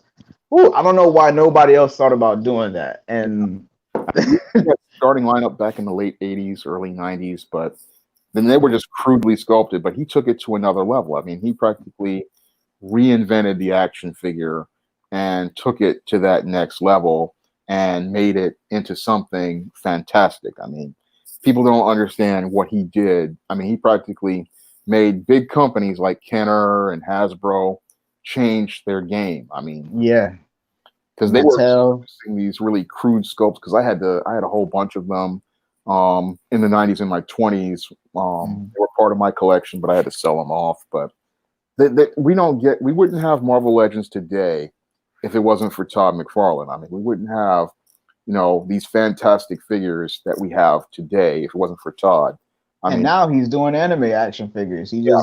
He just got the license for One Punch Man. He did the My Hero Academia. My Hero Academia action figures. He went ahead and did Fortnite action figures. Yeah. It's like, geez, Fortnite's dude. another level too. I mean, them Fortnites. I would want to collect some of those if I had to. They look good. They look really cool. They Yeah. look really cool. I Very mean, proud of it. I mean, he always is looking to make things better, and that's one of the things I like about him is that he has this great passion and he wants to give people the very best, and he's always looking to improve. He's always looking to make something way better than it was before, and that's one of the things I liked about Todd, and I like his approach to business because he doesn't sit there and just go, okay, well, this is all right. He's just like, no, I want to make this better, and that's something I want to do when I go out here and I write stories. I'm like, I don't want to just write one story that's okay. I want to write something that's great, and then I want to do something better the next time. So when the reader comes in, they're like, wow, that was awesome, and then they come in and they want something more, and then because you want to give people more. Yeah. And that's another reason why we wanted to go with this reboot. We wanted to give our customers more. 40 pages for $3.99, what we're doing right now. It was great. It was a great thing it's a great thing that we have going on. Yeah. But we want to do more. And now since we have a new team, we want to make it better. Yeah. So like this is our chance to go back and make what we have better. And since again, Omega Black is something that that I own. You gotta make sure you put your best foot forward. Yeah. So it's time to put the other stuff forward now. Because you only get one chance to give a first impression on the customer, and you want to give them a great first impression. I mean, you really want them to be like, "Wow, this is amazing." I mean, that's what happened to me when I was doing John Haynes: A Conversation with Death. I mean, I didn't expect this book to do as well as it did. I mean, people read this and they were like floored by how great it was. And that led into the sales of John Haynes' Dark Succubus, were just floored by. I love that book, by the way, man. Yeah. Thank you for signing it for me. You're welcome. I mean, I don't get to do signed copies. I get people asking me to do signed copies, and that's why, Sean, if I ever buying a book from you, brother, I'm always going to be buying your physical book, so that way you can sign it for me. Yeah, in some form or some fashion. Yeah. I mean, I want to get out there to do a show so that I can start signing books or work on something as related to PayPal so I can get signed books to people, because having that kind of experience. But the whole thing is when you do the cons, it gives people that experience. And that's the thing I really want to do, is give people that experience of meeting me and then seeing the books in hand. I mean, and again, you really want to give people that experience so they can have a great connection to you and a great connection to the product. I'm just now seeing the chats, man. Neostar Productions. Yeah, he said he almost missed the interview, but I tell him, I said thank you for the compliments, man. I really do appreciate it. Yeah, D Woodward, glad to see you here. Great. Yeah, D Woodward, what's up, man? Story. Yeah, it's good that because D Woodward's been working on a story for a while, and he's one of my regular viewers. He's been watching my stuff. He watches my stuff all the time. I'm glad to see him here at the stream. I'm glad you're in the process of doing the proofreading, because you want to make your story the very best. And I'm glad you finally finished it, there's a lot of work putting together a story. I mean, a lot of people think that it's very easy, but it's not very easy. I mean, sometimes I have been working on concepts in my head for years before I put them on the page, and I'm sometimes working on stuff. Well, and it takes a long time to get it to that right to that point. I mean, yeah, I one time I could write a 50,000, 60,000 word book like Spellbound in 90 days, but it took me years to get to that point. And oftentimes I will have been running that idea in my head for years before I put a single finger to the keyboard. So I understand, D. Woodward has been working hard on this. I think it's been about a year or so, but he's been working hard, and I know how much work goes into. Nah, it took me a whole year to get everything together before we started putting the production of the book itself too. Yeah. It took me a whole year to get all the whole dialogue and stories together and the characters together, character names, scenery, and how I wanted the scenes to be. Like it took a whole year for all that to get done, man. Yeah, it's a long process. He's going through, and people don't understand that a story like this it can take a while to get it finished, and it can take a long time to get a book like this finished. I mean, yeah, the first draft is the tough part, and the toughest parts is getting started, and it's also that second act. That's like I was telling one of my viewers, that second act can be tough, one of the toughest parts, because that's when your brain is running all these ideas and you're having a hard time getting it to the page. So yeah, the second act is when you start slowing down, because you're really thinking about what you want to write, and that can be either with fiction or nonfiction. Because I remember doing Man Crisis, and I had the same issue. Because I really want my stuff to be the best, so I have all these ideas, and I'm trying to get them all on paper, and that's what really slows you down. And you can get discouraged during that time, but you have to persevere, and that's the tough part. Is that second act is you have to persevere and push through to get to that story. Like I'm not gonna front. I used to play a lot of video games before this whole thing, and I actually had to give up my PlayStation just so that way I can get through the story of Omega Black. Like when I started, I had the first 6 chapters, and like after I took close that down and focus more on writing, now we're at chapter 110, and it's like it took a lot to get all of that done. And right now people only seeing the first 2 chapters and the first 2 issues of it. And we still got so much to go. But like at least we have so much ready to go to where when we get that, all we have to do is just send that over to you, have you edit it, send it over to Ed, have him go ahead and go over the script and start getting things mashed up together. But you gotta start somewhere. Yeah, you do. And I remember my cousin, he got upset at me. I bought a PlayStation back in like 96, and I used to play PlayStation all the time myself, but then when I got into writing, he would get upset that I wasn't there to play games. But you become so invested. You get so focused on it, man. You're invested in your characters, invested in your story, and invested in the things that you want to make the story good. So you wind up sacrificing things. And that's one of the things that was a major challenge for me, is that I get so invested in writing these characters and writing these stories that sometimes I don't even have time to do other things. It's like I have errands to do, I have videos to do. It's like my day is so busy these days that it's practically like I'm working at a corporation these days, because it's like you basically are though, and you run your own business too. So because you got to put in that time. I have the book promotion and the book sales that I'm working on during the afternoons. I have the videos that I'm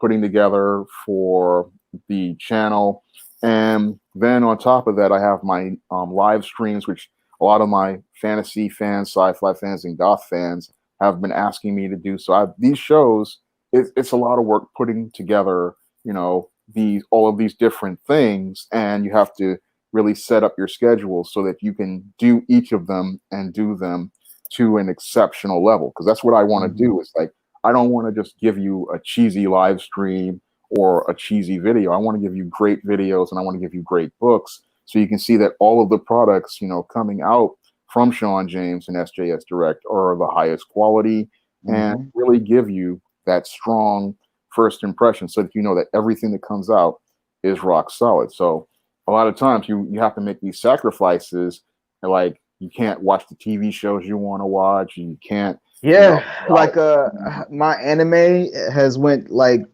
to here yeah, to down here. Like I haven't been able to watch any of the new things that people are talking about in the anime community. yeah, If I'm reading other people's books, it's the people that I'm supporting. Like I'm reading your books. I'm yeah, reading my man from Mastermind Comics, JoJo Williams. Big shout out yeah. to I love JoJo. his He's channel. doing his thing. And Um, Go ahead. I'm sorry. I love Mastermind Comics. He's a great channel. That's what I was going to say. Man, dude, JoJo is a beast. Yeah, And it, really don't get that much support from other publishers because yeah, a lot of publishers are always battling before readers and whatnot. But between you and JoJo, man, you guys are like the closest publisher friends that I have in this business.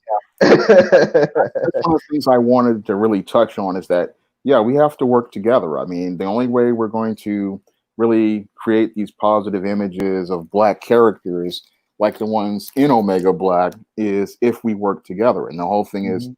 we can't be, being enemies of each other and hating each other. We have to work together because each book that is out here is going to change the way kids see Black people and the way they see their world. So when And I, not just black kids. You got so many other kids that look at it too. Like we have a crease a number of little Asian kids that like our books, yeah, and I've, that whole community, and I have, that's pretty fun right there. I have Like readers all over the when world. I was in Las Vegas Con, this was my birthday weekend. It was me and my merchandise guy. His name is Albert Guzman. He actually does the Omega Black hoodies. Yeah, That's also going to be something that we're due on the Indiegogo campaign too, but more wow, details on that later.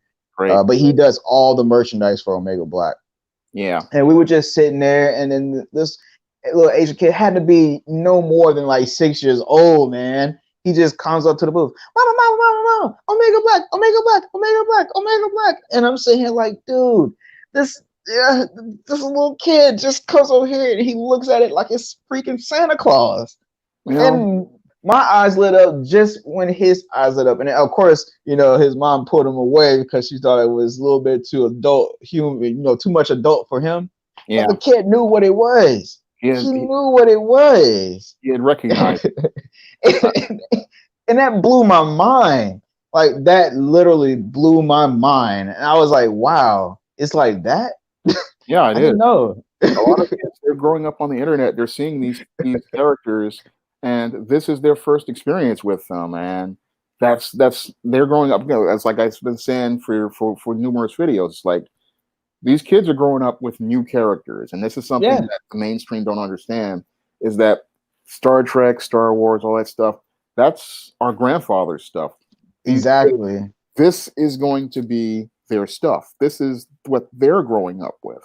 This is their future, and this is what a lot of the smart business people are getting in and going to get on the ground floor now because this is the future. I mean, this is what the kids are growing up with, and this is going to be their culture. This is going to be their pop culture.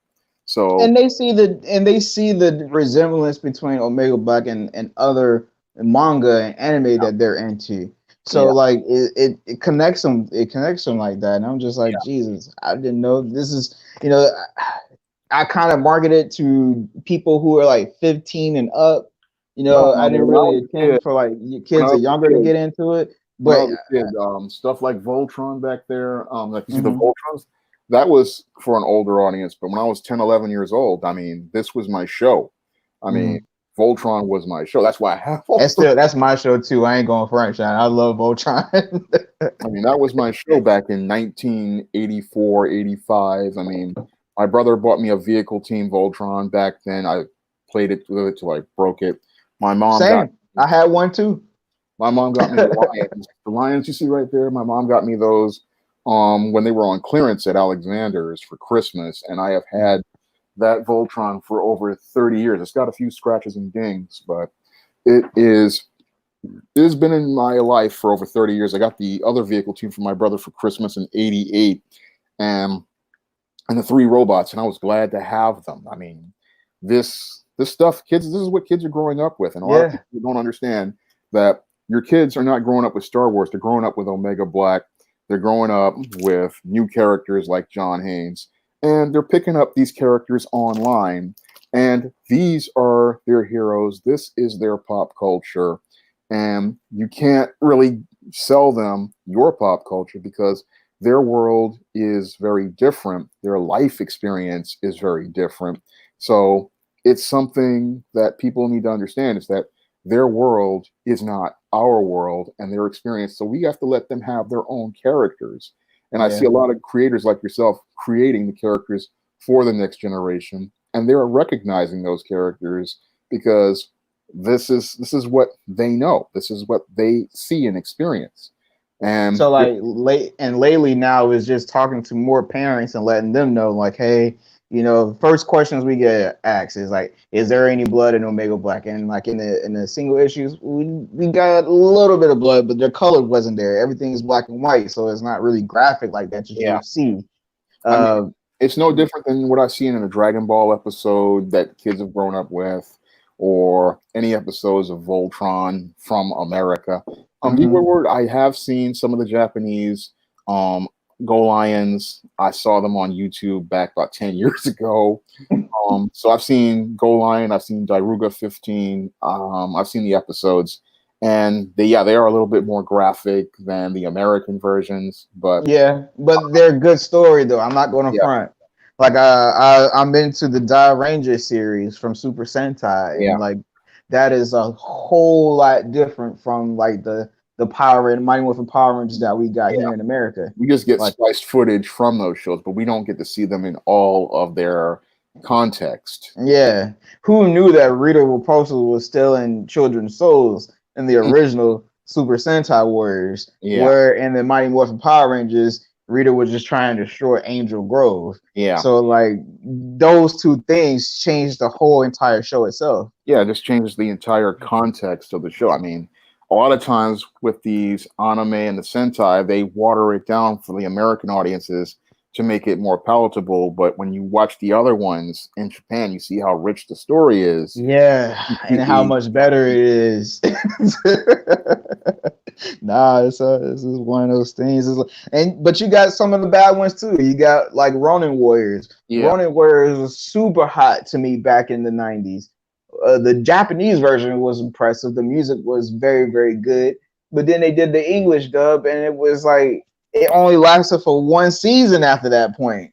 yeah. One season. But that They just, had bad dubbing, bad music, bad promotion, bad yeah, everything, and yeah, it destroyed the whole fandom for Wounded Warriors. yeah. So it shows that when you're doing an adaptation, you really want to try to stay as true to the material as you can. So And that's one thing that we had to make a deal with Snap. It's like if we're gonna do this, we need to stay close to the source material, yeah, and you cannot derive any way from it. If you do, you break everything. And so like it was like, all right, let's keep it close to what you got writing. So Neostar, Go Lion, there's clips of it on YouTube. You can find Go Lion episodes on YouTube. I mean, I found some of them there. And I found Dairuga 15. So all the anime, it's on YouTube. It's out there, and you mhm. can get to see all of them out there. I I haven't won't seen tell you a way to pirate them because I don't pirate anime. I did now. that when I was younger, but Yeah, not anymore. If you want to watch anime, I would probably say Crunchyroll. yeah. You want to get it legit, and Yeah, the legit. support those studios, man. I mean, I remember the days of the VHS. I mean, that was a tough period. Those Hmm. things will break you because the VHS back in the day, they were like $10 a piece, and some of them were 20. If you go into the cons, they would probably get a deal. But I'm glad that we have streaming because you would go Yeah. buying these things. Now, when I was younger, we had a comic book store that were also doing manga, Yeah, and they were transitioning to doing more of the Japanese thing. So they would have manga and they would have VHS tapes, and yeah, you were able to come in and you can buy like the VHS tapes and rent them for like a week for like $5 back in the day. yeah. And so you had like all Dragon Ball Z and the Majin Buu saga and what was going to happen in the Majin Buu saga I before it was definitely even got a dubbed tape of into that. the Americas. So like you was ahead of everybody who was at the school who were waiting the next day for the new episode of Dragon Ball Z, where you could just go to the shop down the street and pick up the VHS tape for $5 a week. That Yeah. was off the chain. Now they don't do that stuff anymore. They don't do it anymore. Yeah, Netflix has a lot of them. I mean, I was starting to look at Bleach for a while back. Bleach is a good one. They bring in Bleach back. Yeah, I heard That's it's an coming anime back. they're coming back. And yeah, Netflix is a good thing to have if you want to watch a lot of anime. I mean, they have a strong selection. I don't know about Hulu Crunchyroll. has a good one too. I'm not gonna front. I have a Hulu and I have a Netflix. Yeah, But I watch most of my anime. If I am watching it, I'm watching it on Hulu. Death Note is yeah, on there. and Gurren Lagann is on there.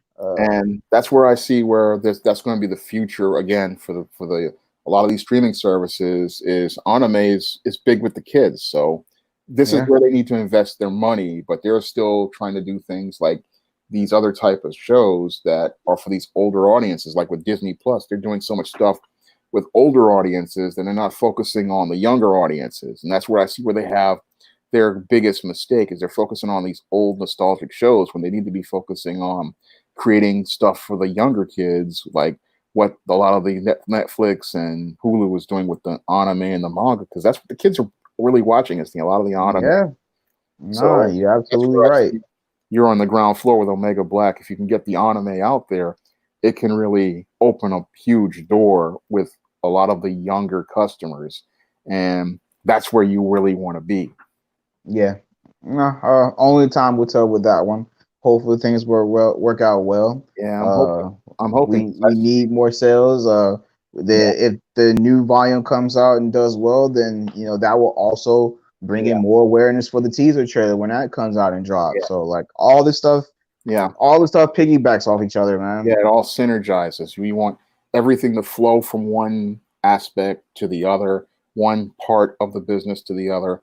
Because what happens is, if everything is working right, the anime will sell the manga, and the manga will sell the next anime.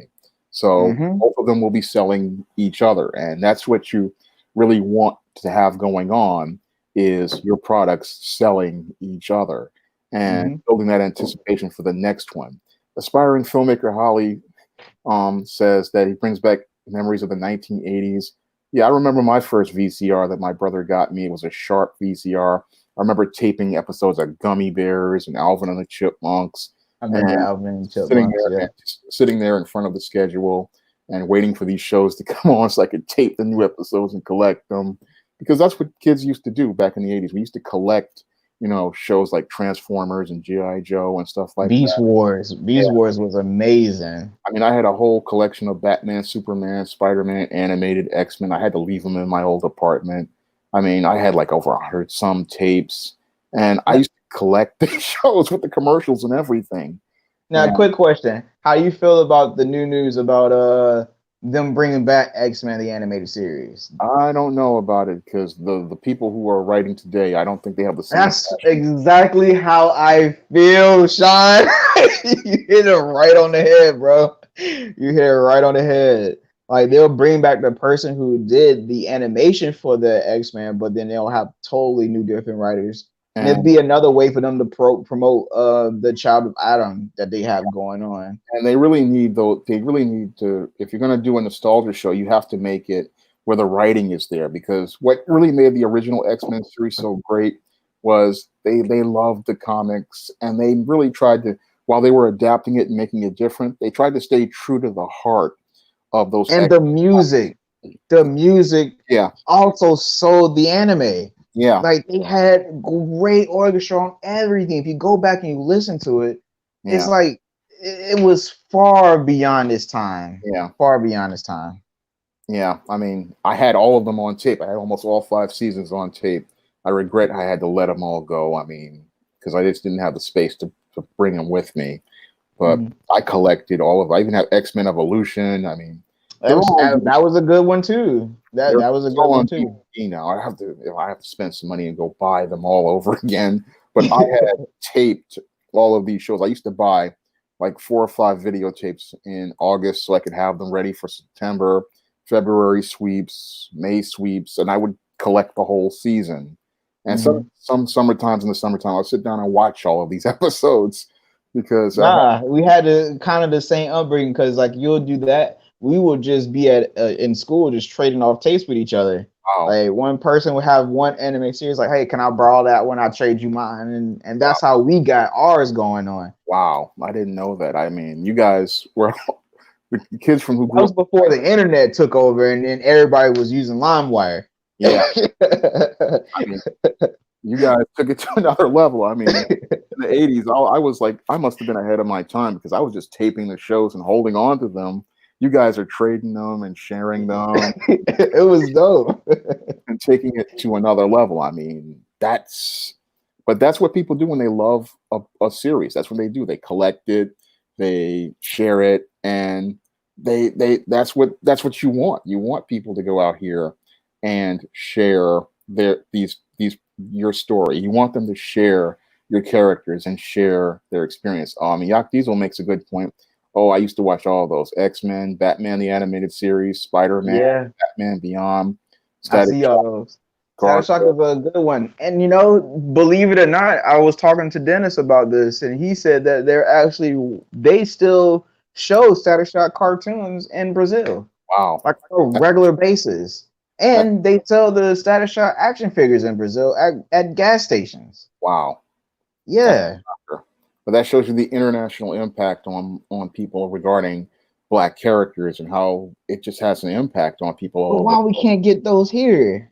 because American companies don't like seeing black images or black characters overshadow their characters. But it's going to happen anyway because your kids are growing up again with different characters and Mhm. they're growing up with the internet and they want to see their stories. So you can't stop them from watching their stories and watching what they like. So that's something people don't understand who are working in Hollywood these days or Madison Avenue is that in this age where people can make their own books print on demand or independently publish, people are going to find their own characters, their own stories, and stuff that resonates with them. Yeah. The power of fandom. Yeah. Fandom is something that it's organic. It's something that comes together based on what people's love for characters, their relationship with characters, and there's nothing you can't force it. That's one of the things the woke crowd tries to do is they try to manufacture that love and that passion for these characters, but you can't tell readers what to like or what characters they relate to. That's something I learned years ago. I mean, when I go out here, I had no idea. One of the characters that was a breakout character for me was the E-Steam character. And I remember giving away these E-Steam books for free on Smashwords. And I remember doing the No Good Deed book, and people just loved that story. And it's like, I didn't expect that character to have a following like it did, but people just liked that character. And it was just a surprise to me. I mean, people, if they see a character that they like, they're going to go for it, like a John Haynes or an E-Steam. Yep.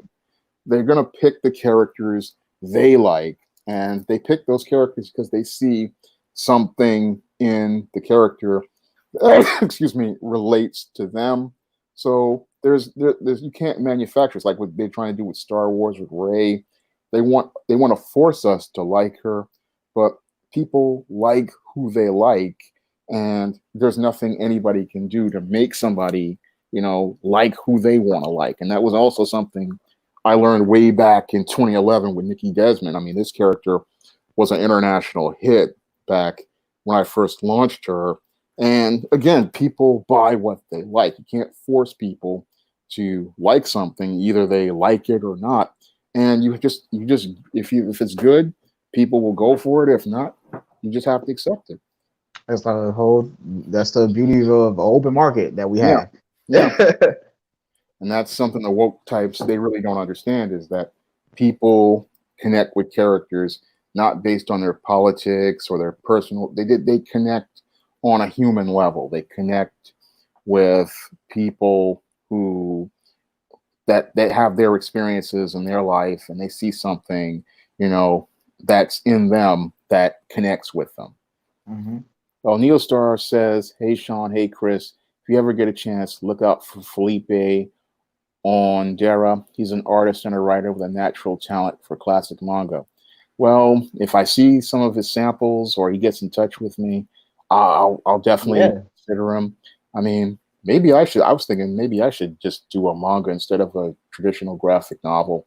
Um, I mean that's what the our Indiegogo's for. Like we're yeah, turning it from a single issue comic book into a real actual manga now. So yeah, like because going forward, I just think that a lot of customers who read manga, they will see that they will buy that versus buying a single issue comic book. when I look at Especially if they're accustomed to reading long books like that manga, I they're look at not the going to art buy the that single one. Yuji Kosi did for My Sister, My Frenemy. I mean, Mhm. this art got really a really strong impression on people. And when I look at his cover for Beauty Myth, I mean, people have really And that's given. actually kind of close to manga right there as far as the Yeah, art style. he is a manga artist, Mhm. and I haven't heard from him in a while. But the impression people got from these covers, I mean, it really had a strong impression on people. When I put it online, people were really excited about it. So it's making me really rethink the whole idea. Instead of just doing a comic, doing a manga instead, and or because the same scripts, it's the same type of script. It's just Mhm. that the art style is a little different. And So the way you do the pages instead of yeah, reading from right to left, you got to do it from left to right. well, I I was mean, thinking about doing right to left. American style, so I would just use manga art and do a comic with manga art. I Cool mean, bean. because the art it's I mean, when people look at these, they really they were excited, and in the sales for them, they were pretty strong. I mean, whenever I promote these, people were Mhm. just they were going for it. I mean, and when I did the stories before with the hand drawn covers, they wouldn't do as well. But when I did them with these, people were just they were excited. I mean, this was supposed to be the splash page for the story, actually. So this Okay. scene right here was supposed to be, when I wrote it, it was supposed to be like the splash. You open it up, and it's supposed to start the story. And if I could raise the funds, I would definitely probably do a My Sister, My Friend, and Me, and or a Beauty Myth. And I'm really thinking about it because And I, that's hopefully with the Indiegogo campaign that will help ease the stress off those funds for those books because yeah, everything's successful with this one. That gets a couple dollars in your pocket right there, sir. yeah, I was That helps you out a lot. thinking about doing something like that. I mean, because people they liked that art style, and it was just so powerful out here. I mean, the impression I got was incredibly strong. I mean, people were And actually plus, picking, having you on this one gives you a little bit more of a foot in the door with future customers yeah, for the and product as well. it helps me get my experience, in editing. And Hmm. I mean, this project, the reason why I took it on because I love the project, it's a great book, and it's one of the things you want to work on is projects that you love. So Yeah. that's one of the things I love this project, so I wanted to work on it. But the work experience I'm getting on it is really helping me learn a different aspect of publishing and learn a whole lot about different aspects of the business. And I wanted to get into comics for the longest time, but I'm thinking that the manga side is even better. I mean, it's more, I would say, supportive. Yeah, You do have a lot more people who are open-minded in the anime and manga community that yeah, you can sell to, because a lot of comic book fans are more geared to the Western yeah. culture, so they like the Marvel and want DC. They really don't like Goku, and you know what I mean. They really think Goku is a cheap shot at Superman, and so you had that whole beef going Well, I on with was a lot of pretty open between to Goku. I remember my comic cousin book fans and manga fans. I remember You my know, cousin showed me some Dragon Ball episodes. I was pretty open to him. I mean, I see that he's a very good guy. He wants to help people, and the whole idea is he's a hero, and that's the most important thing to me. It's like I don't really see him as a ripoff of Superman. I just see him as a great character, and I hmm see Dragon Ball characters. They have their own style, and and they have it's its own story that stands on its own feet. yeah. So I can't really say that, Dragon Ball characters are Superman ripoffs. I just see them as having their own style, their own story. And again, we had kids in the 90s, the 2000s, and the 2010s They Mhm. grew up with Goku. He Yeah, is, no, that's my favorite superhero of all time. yeah, Like Goku. But I have people who are younger than me that don't like Goku, they like Naruto. And yeah. then you They, got the people younger than them that want yeah, because Deku instead of Naruto. It's a generational thing. 2010s, people grew up with Naruto. So Hmm. Goku was 90s, 2000s, 2010s was Naruto. Kids are growing up with their own heroes, and I can't dismiss them for growing up with their own heroes. I have to respect their heroes because it's like my brother. He grew up with Green Hornet. He grew up with Marvel superheroes. He gave those heroes to me, and then I learned about new heroes. I learned about things like gargoyles. I learned about Static. I learned about Batman animated. I mean, I Hmm. grew up with Voltron. I mean, I grew up in the in between period, but each group of generation of kids, they grow up with their own heroes, their own stories, and we have to respect what they grew up with. Yeah. And like D Woodward 78 said Dragon Ball was a Chinese folklore. Yeah, it was from the Monkey King. So like, yeah, I mean we all know that. If you're a Dragon Ball fan, you know that they definitely got it from that one. But a lot of people who are comic book fans look at Goku as a rip off of Superman. I definitely don't see him as a ripoff of Superman. I mean, he's a completely different character. I'm glad to have introduced you guys to Chris, aspiring filmmaker Holly. One of the reasons why I wanted to do this stream is so that Chris could tell us about his books and tell us about his work because I really believe in Omega Black. I believe it's very well done manga, and I wanted to get him to talk about his product and share it with people because I look at all the internet out here and all these guys they're on streaming and they spend their time arguing back and forth. I want to do something positive where I can help Chris get his book out here, get his book to readers and share his book with readers because that was one of the things that floored me was when finding out, how God worked things out where I did this video review and it just helped take that Omega Black and get it to more readers online.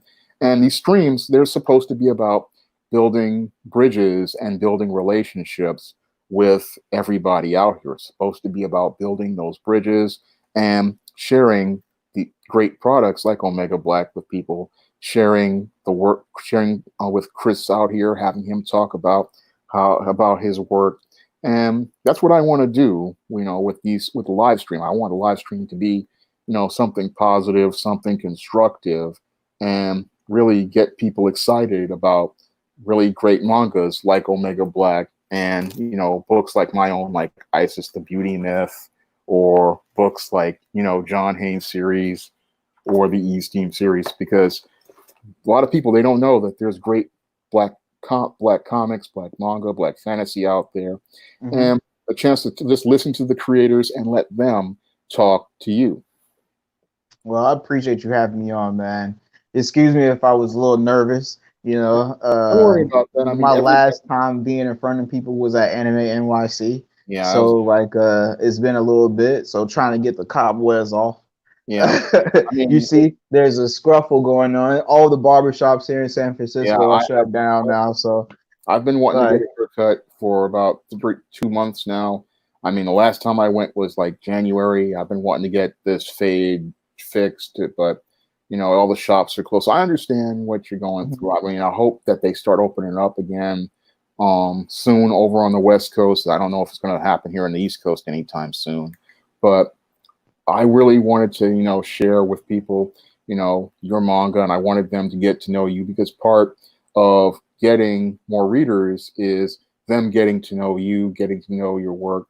And I was hoping to open the door to, doing some different types of content where Mhm. this opens the doors to me, talking to other artists, talking to other writers, and really sharing with them and helping to build a platform where viewers can get to know black writers, black creators out there, and just having us, talk about black fantasy, black comics, black manga, and even the black goth subculture. Because I was hoping, to start building that bridge and then start, talking to different creators and really getting an audience for the kind of content where creators can sit down and really share with the readers about their products and really start to share their inspirations and ideas.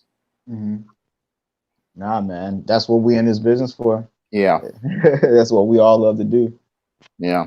So I really enjoyed doing the stream with you, and I'm hoping we can do the stream again. So it's like 12 o'clock right now here in New York. Oh So my goodness. I yeah, keep forgetting that you're over on the East Coast. yeah, I'm on And the, like over here it's 9:04, so it's just turned 9 o'clock here. yeah, Our curfew was at 8, so like everything here shuts down at 8 o'clock. goodness. Well, um, here in New York, nothing's really shut down. A lot of stores are starting to extend their hours. Like I went to Hmm. Walgreens and their hours are now back to 11 o'clock now. Okay. A lot of stores are starting to extend their hours. I'm hoping that New York eventually opens up sooner rather than later, but it's just politicians are still, I don't know what's going on, but It's a uh, lot of strings being pulled. It's a yeah, lot of strings being pulled. yeah. D. Woodward says he lives in Southern California. He's waiting for the library to open up, and that's a place where Yeah. a lot of kids get their manga. I remember when I would go to the library for the internet. The kids would be there. They'd be picking up the graphic novels, but they would be there for that manga. I remember I was in the library again, numerous days. I would go there for the internet when I was looking for work, and I was promoting and uploading my videos because I didn't have internet back then like I have now. Hmm. And what would happen is the kids would come in and they would grab that manga almost immediately. So public library, that's another great place for you to go and try to get your books in there. Hopefully, I Yeah, know like the libraries here are all ran by again, San Francisco is ran by complete far left. left. I mean, it's complete. And if you're not like that, you will be ousted. Your Yeah, business will be affected. You yeah, will not get anything done here. yeah, That's one of the big reasons on why I travel out to conventions is because yeah, a lot or- of people don't see me as a progressive business owner yeah, as the rest of everybody else. So, like libraries are not going to carry Omega Black because yeah, Omega Black doesn't carry a progressive message that they yeah. want to They'll see. push their Now, narrative. if you pay attention to what Marvel is doing, Marvel is very big in the libraries here in San Francisco and in Oakland. Yeah, That's where they get most of their sales from. It yeah. doesn't come from a lot of the shops. It comes When I from a was lot working of in these the people library, who deal with scholastics. when I was working in the library, the librarians they usually buy books based on their feelings, and if they don't really like creator stuff, what they will do is they'll try to knock it or stuff. And I saw that when I was in the library I was working at City College. Hmm. We got mad about a self-published book, but I'm like, all books are primarily somebody's opinion. They're not really based on any sort of criteria. And as somebody who works in the publishing industry, I know how some of these librarians are. They want to push certain narratives, but C-Man wants to know what your Indiegogo campaign is. Could you put a link to it? Yeah, I'm about to post a link again. Yeah. But And Marvel, like the people who sign up for it, again, they save the money on the free shipping.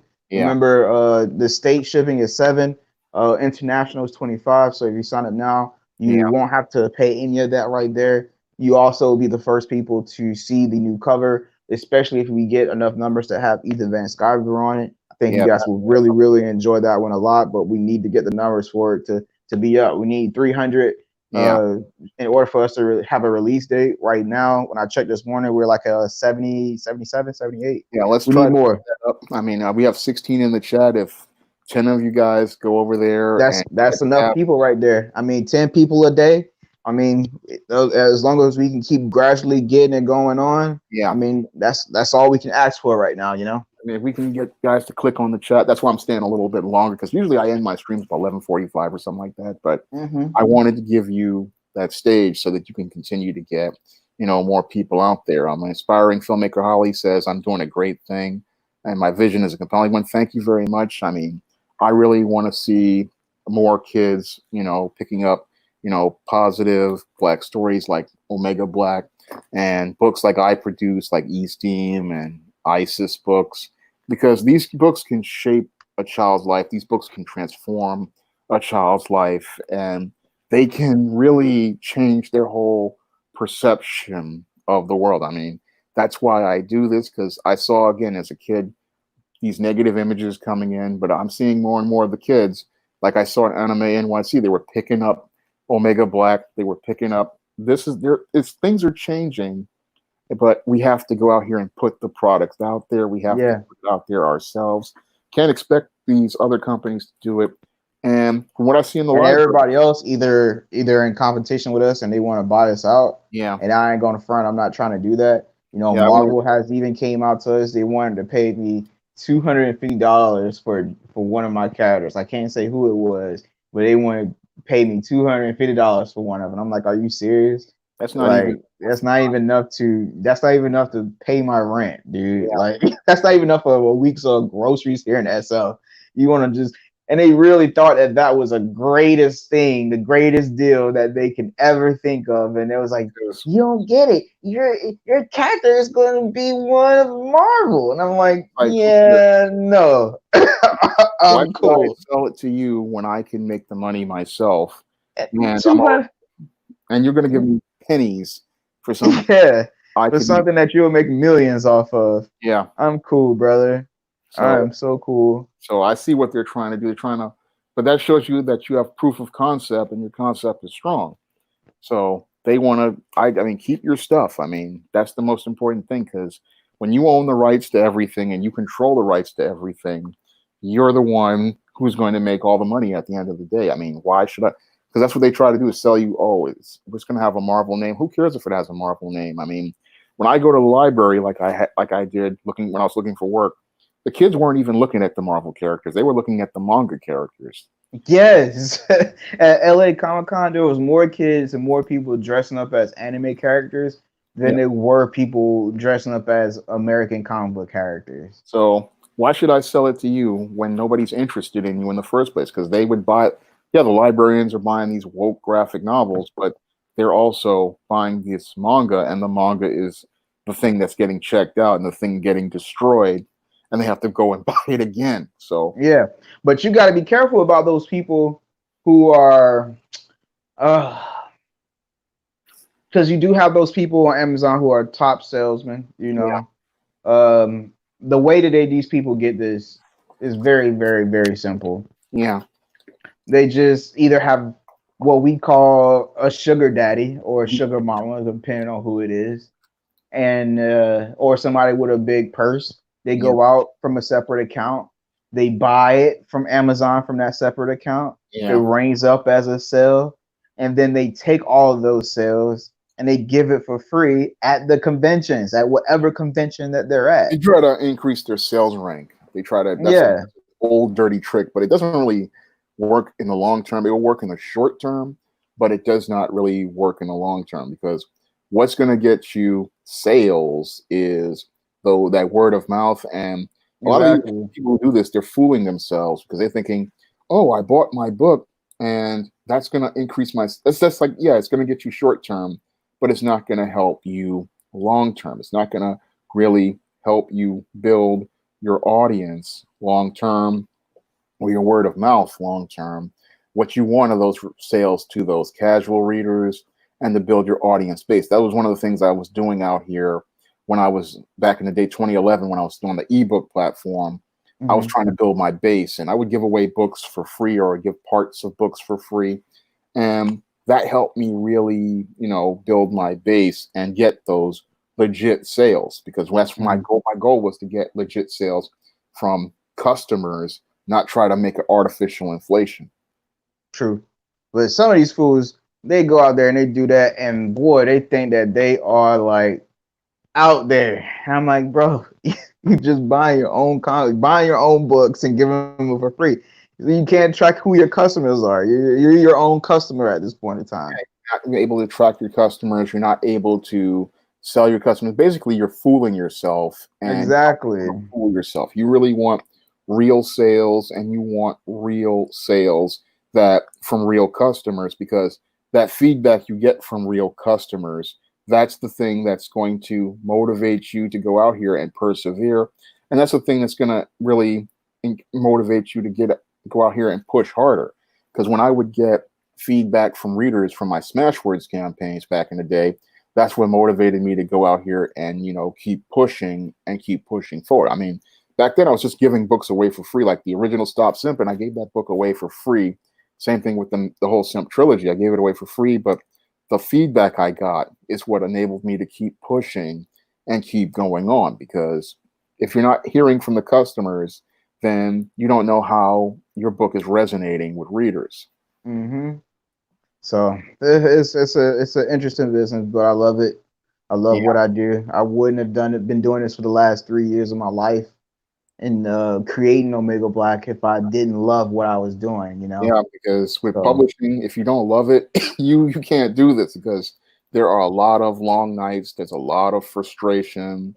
There's a lot of there's a lot of hard work that goes into it, and you have to really love being here. And I wouldn't have done 70 some odd books. I mean, a lot of people, this like they think that I mean, to write this many books, and this is just like a part of the books that I've done. I mean, to mhm. sit there in front of a keyboard, for hours on end writing. Nah, dude. That's why I was like, you know what? If anybody that I wanted to team up and I wanted to work with and have somebody to come in and help me out and edit my work, Yeah, I have no other person than Sean James to come in and do that for me. yeah, And I because trust them to do that work for me. I can trust them to have that position. the editing part is the toughest part of the book, and it is hard to,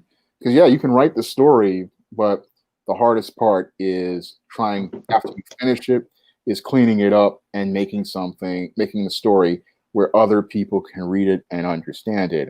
And it's a lot of work, and a lot of people don't understand that.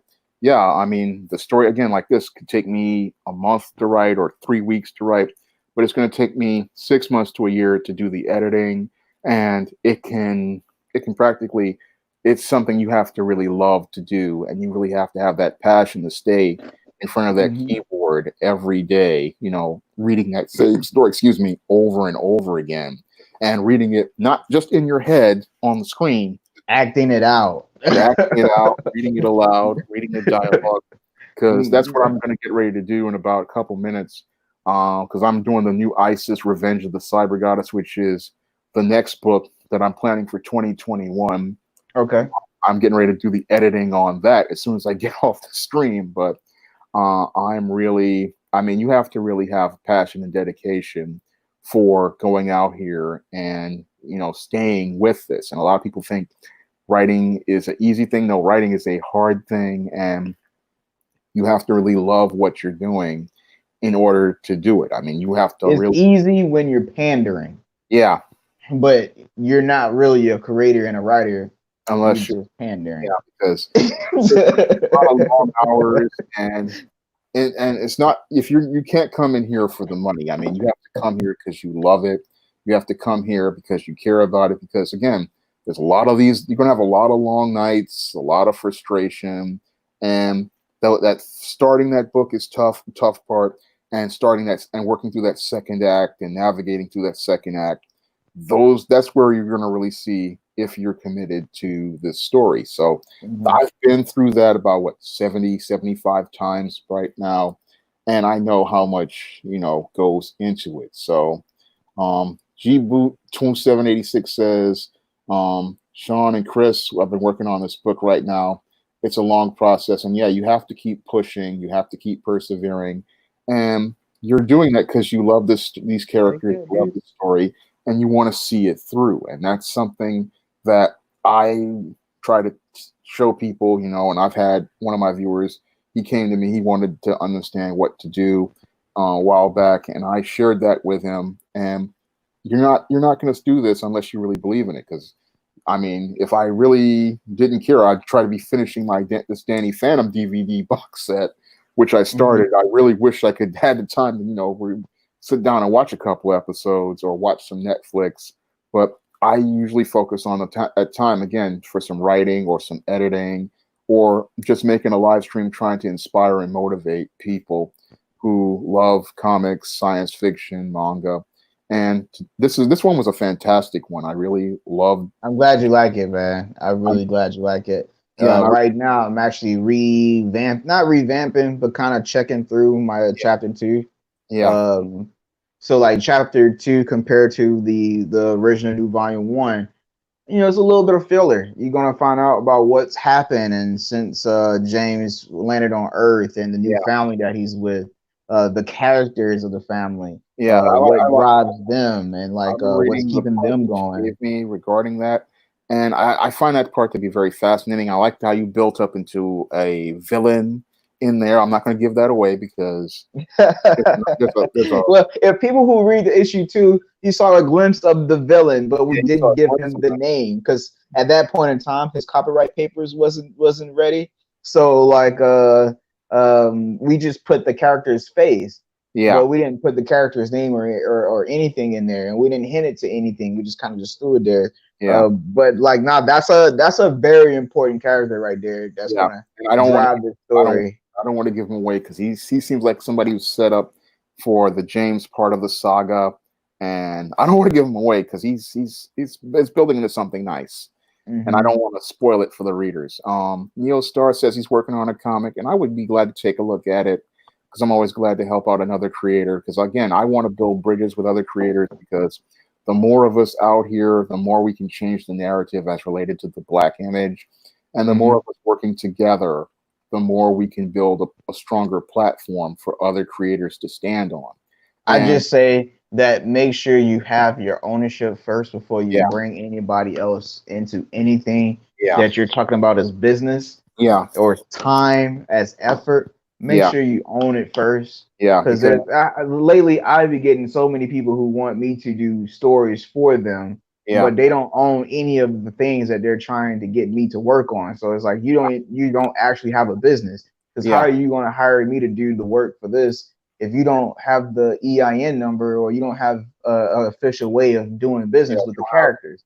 Like with So, Temptation John Haynes and the foundation of the SJS Direct Universe, I own the copyright to this. mhm. So I have a registered copyright on the manuscript. I actually registered the book when I published it in 2011. So I have a Mhm. certificate that says this is mine. And the same Yeah, thing get with, those. Those are some of them. That is the most important thing in entertainment of all. Because like right now, nobody can do fan art of Omega Black unless they get the permission from us. yeah, You know. same thing with All About Nikki. I own the copyright to this. I registered that copyright back in 2011. I sent the books in. So I own the copyright. So Mm-hmm. when I Because do, nobody wants to work on a project on a product that they put your hard on work on it, and then somebody else just comes in and it just buys it and they just copyrights it, and it's like, wait a minute, this whole thing that you hired me to do this whole time, you didn't even actually take the time to copyright it to own yeah. it, and now So, somebody else is walking off with it to the bank. yeah, That's not a good feeling right there. That yeah. is not a good feeling at So, all. so I have registered. I own the rights to John Haynes. Mm-hmm. I own the rights to ISIS. I own the rights to East Team. So I have the right to make derivatives or anything that I want, like the East Team series and the John Haynes series. They're derivatives of Temptation of John Haynes. So me owning the copyright, I own all the characters, and that's something that's very important to own because when you own the copyrights to your characters and you own the everything related to them, you have protected everything as related to your story. So you really, And sometimes you're not 100% protected.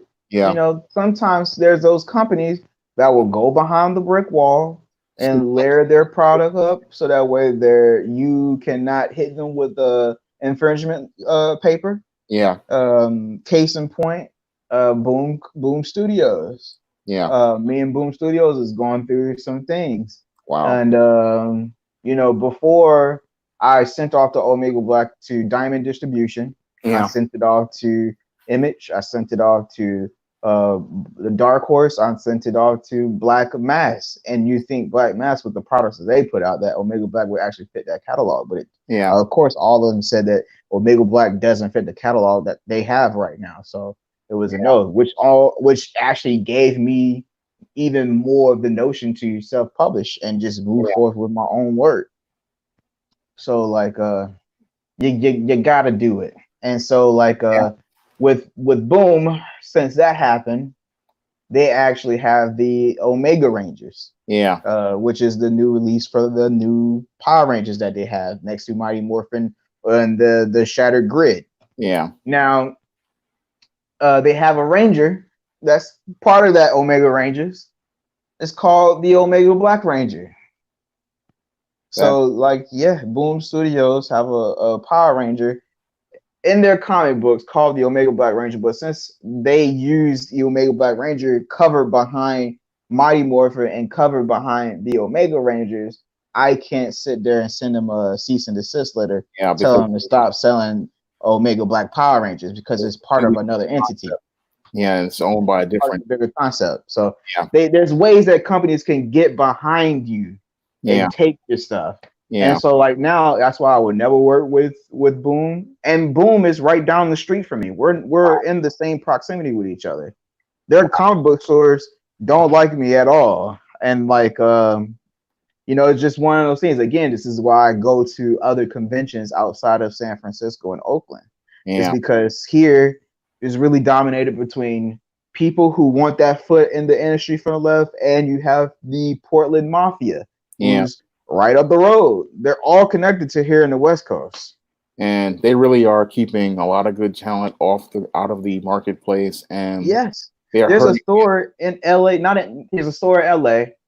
Like I tried to get Omega Black into there, and I'm how I get my books in the stores. I have a very easy distribution plan that I have. I do offer buybacks to my stores. Shout out to Alternate Comics. They also do Yeah. buybacks with their stores or with stores in general, other than what Diamond is doing now, all of a sudden, with everything that's going on, now certain publishers are starting to offer buybacks. Not even all the publishers, just Image. So like it's one of those things. But I called there, and they already knew who I was, and I was like, "Hey, I'm such and so. I'm trying to get Omega Black into your store. Oh, we don't want manga in our store."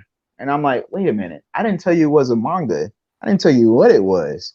You already knew what it was when I told you who I was. Like you already had this whole perception of something in your head when I told you who I was."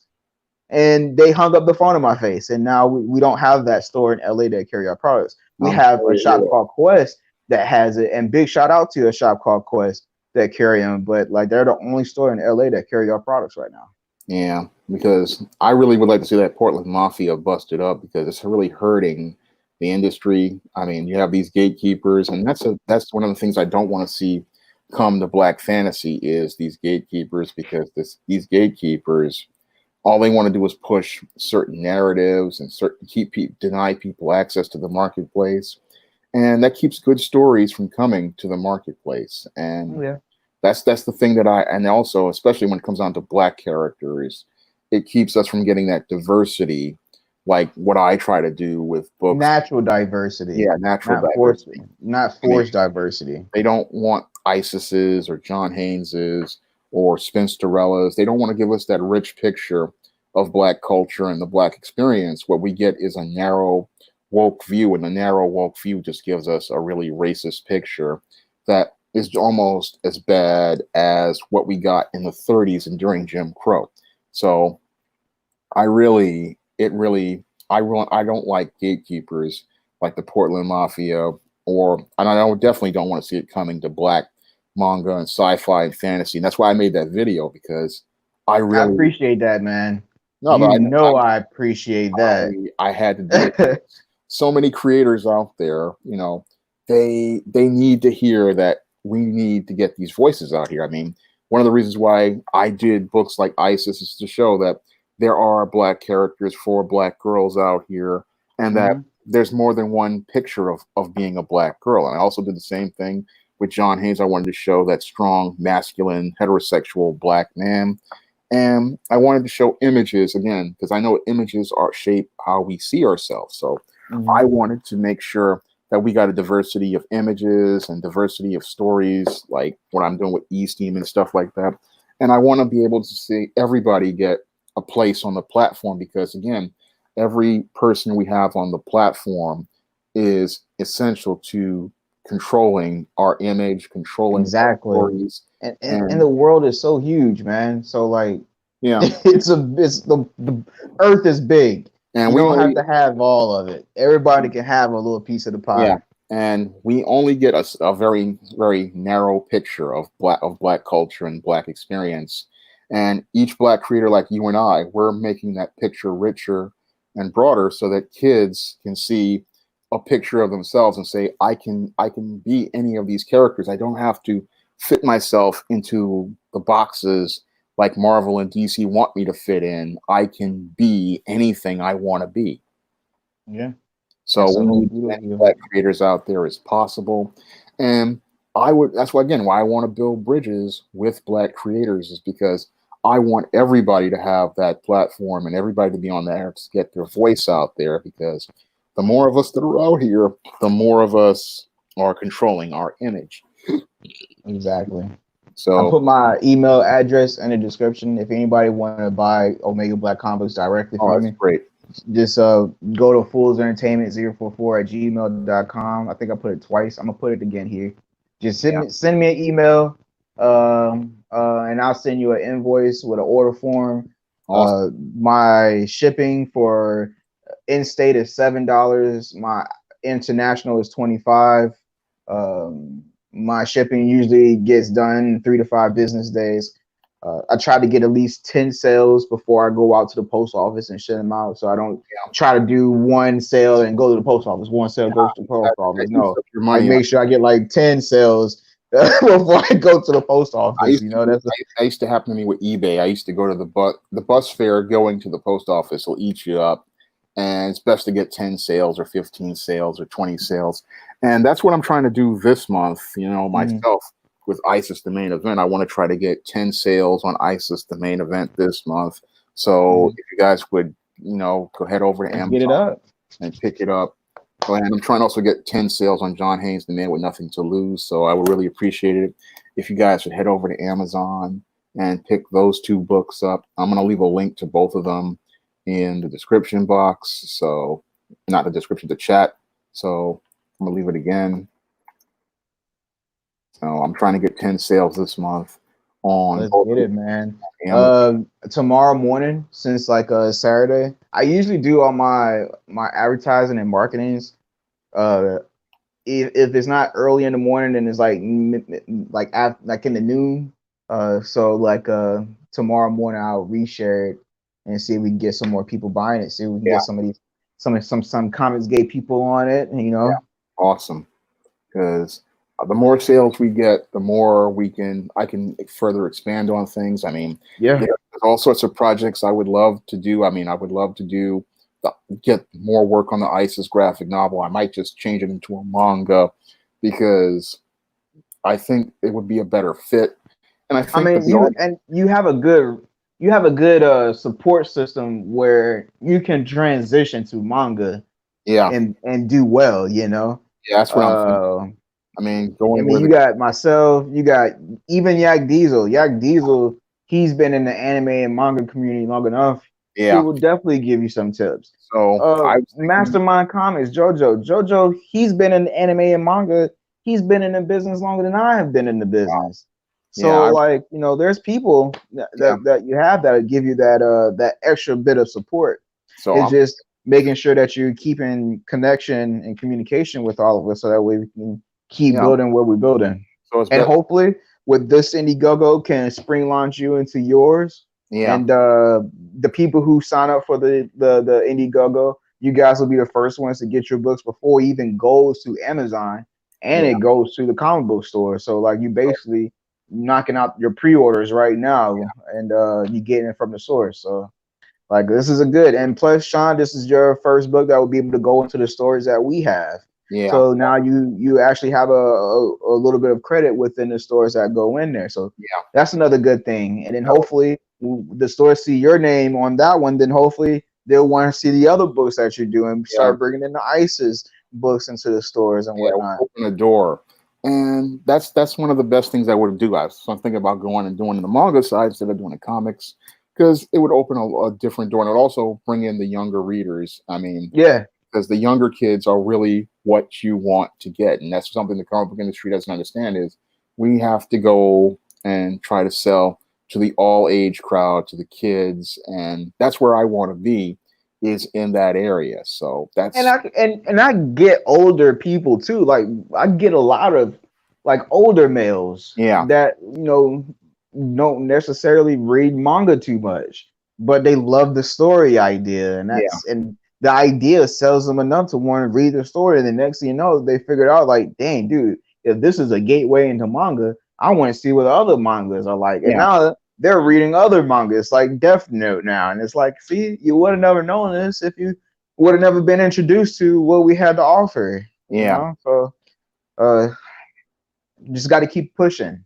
You just got yeah. to And keep pushing. that's what I'm trying to do. Just keep pushing, and I wanted to help push your Omega Black and reach those readers and let them get to know you. It's 12:34 right now, so we've been here for 2.5 hours, the longest live But stream. this is amazing though. This is probably the most funnest time I've had in quite some time. So I'm I'm glad. not going to front. I do my streams. You see, I do streams on Twitch now. I see them now. I see them. Yeah, so I do those on Mondays, Wednesdays from noon to 5. Yeah, Well, Mondays I do it from noon to 8, and yeah. then Wednesdays I do it from 12 to 5. And I also host the NBA 2K League on my Twitch channel too. I actually put my Twitch in the link. Yeah, Now, with that, that's another way for me to do advertising and marketing for Omega yeah. Black. And it I gets do. Go customers ahead. and it lets you Yeah. get to know them. That's why I was Yeah. doing streams, because the customers asked for them, and I wanted to let them get to know me. I wanted to let them know, my knowledge in certain subjects. But the ones I love doing the most are the ones like I'm doing right here, letting people get to know you, getting to know your product, and Mhm. really and learning more about comics, science fiction, and manga from Black creators. And that's one of the reasons why I wanted to do this one, was I wanted these people to see you, see your So everything sorry. that you're Go doing, and really get to know why your Omega Black is so great. So the best person to tell people about Omega Black is you, and I want to give you that opportunity. I mean, we have all these other YouTube channels out here, and all they want to do is talk all this other stuff.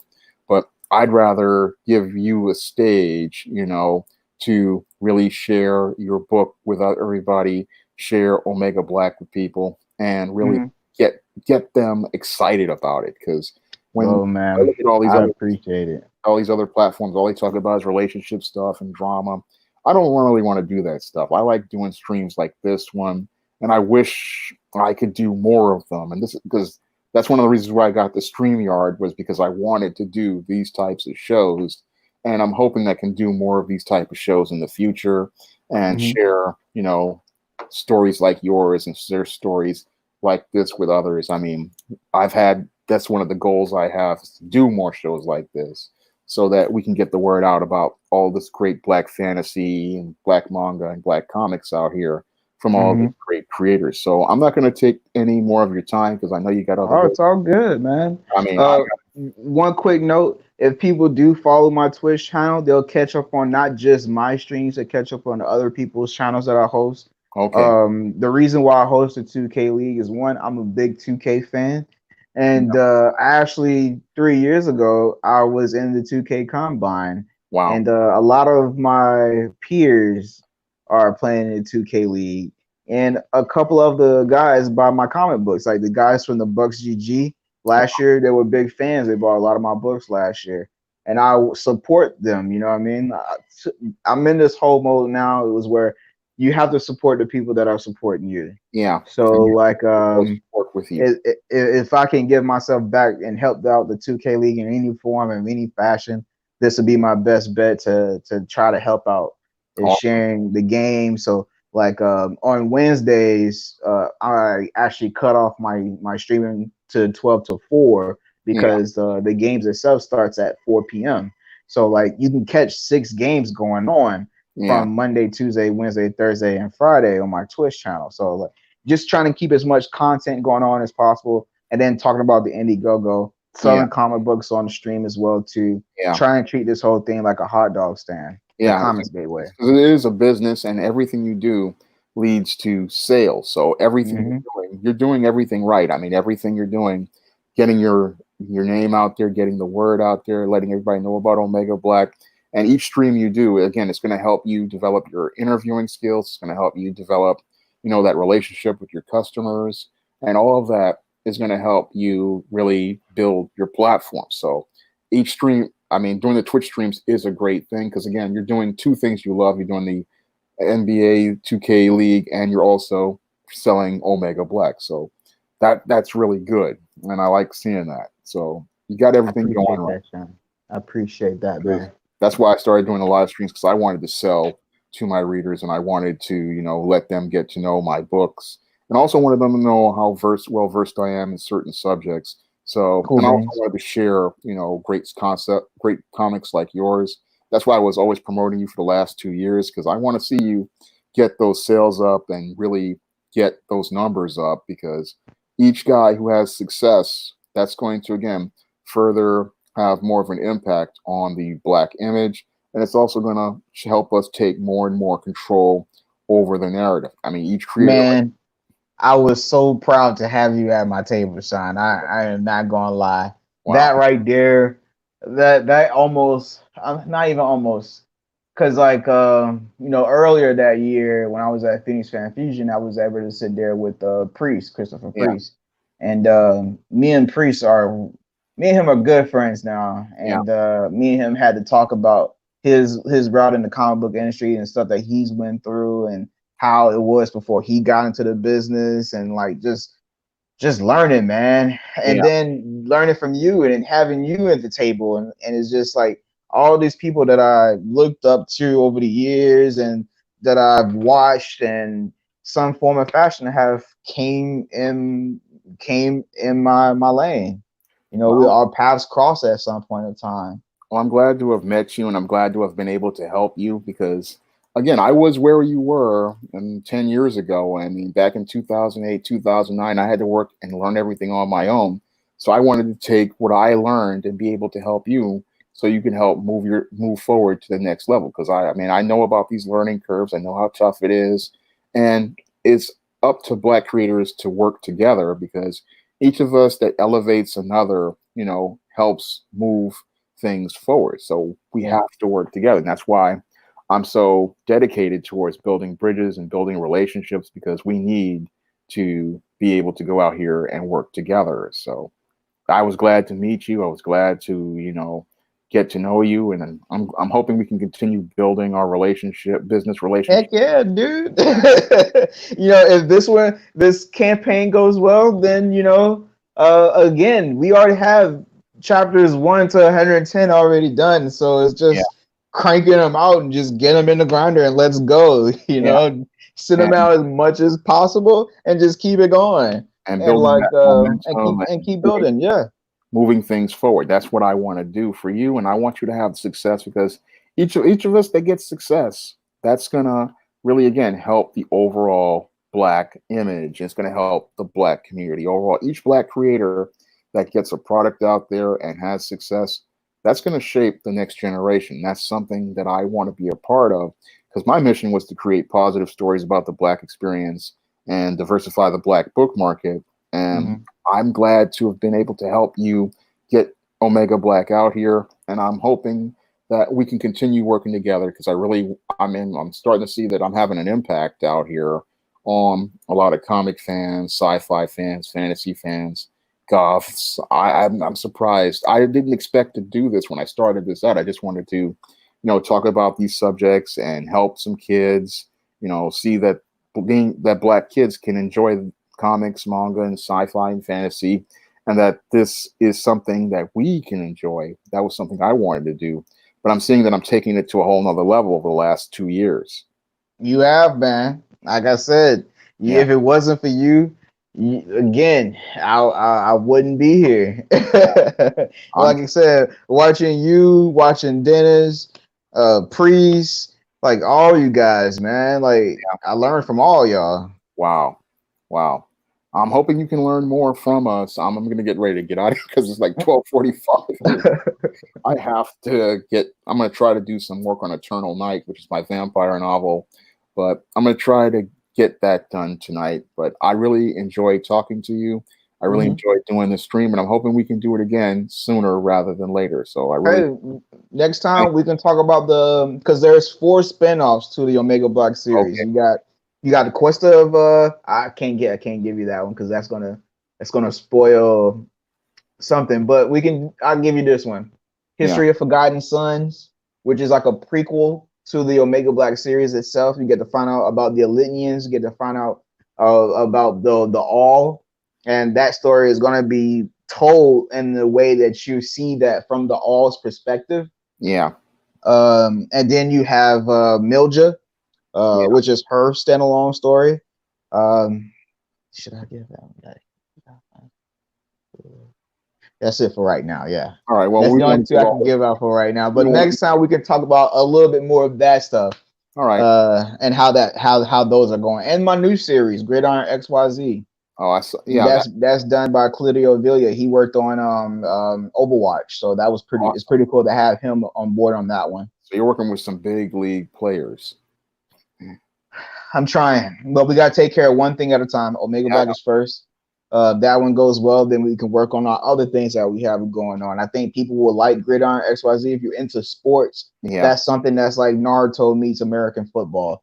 yeah. I used to play football, so I wanted to tell a story that kind of like had that element of in there. So a lot of like shonen manga, but dealing with American football. So we have a lot of things in the pipeline, but we gotta take it one step at a time. And I can't wait to discuss them with you on the next stream. So I really want to thank you for coming out and spending the evening with me. It's like, Heck yeah. I feel like it's been a day. But that's cool though. It's cool. really want to thank you for coming to the stream. And I hope you'll be there for the next stream. And I hope all of you guys will be here for the next stream. And I hope you guys will pick up, again, John Haynes, The Man with Nothing to Lose on Amazon.com. Hey. So I'm hoping you'll be there for next week's stream. And I'm hoping to do another show with Chris. I really thank you for coming out for tonight's show. He's got Omega Black. You can get it directly from his website. And I hope you guys sign up for his Indiegogo. And I hope you guys sign up for the mailing list because this manga is one you don't want to miss. I believe that this is going to be another future classic, and it's going to be big. I mean, from what I read in the script, this is a masterpiece, and you definitely want to get it on the ground floor. So I want to thank Chris for coming on the show, and I hope you'll be there for next week's show. So I'm going to end the show, Peace, guys. and Be safe. I hope everybody has a great night.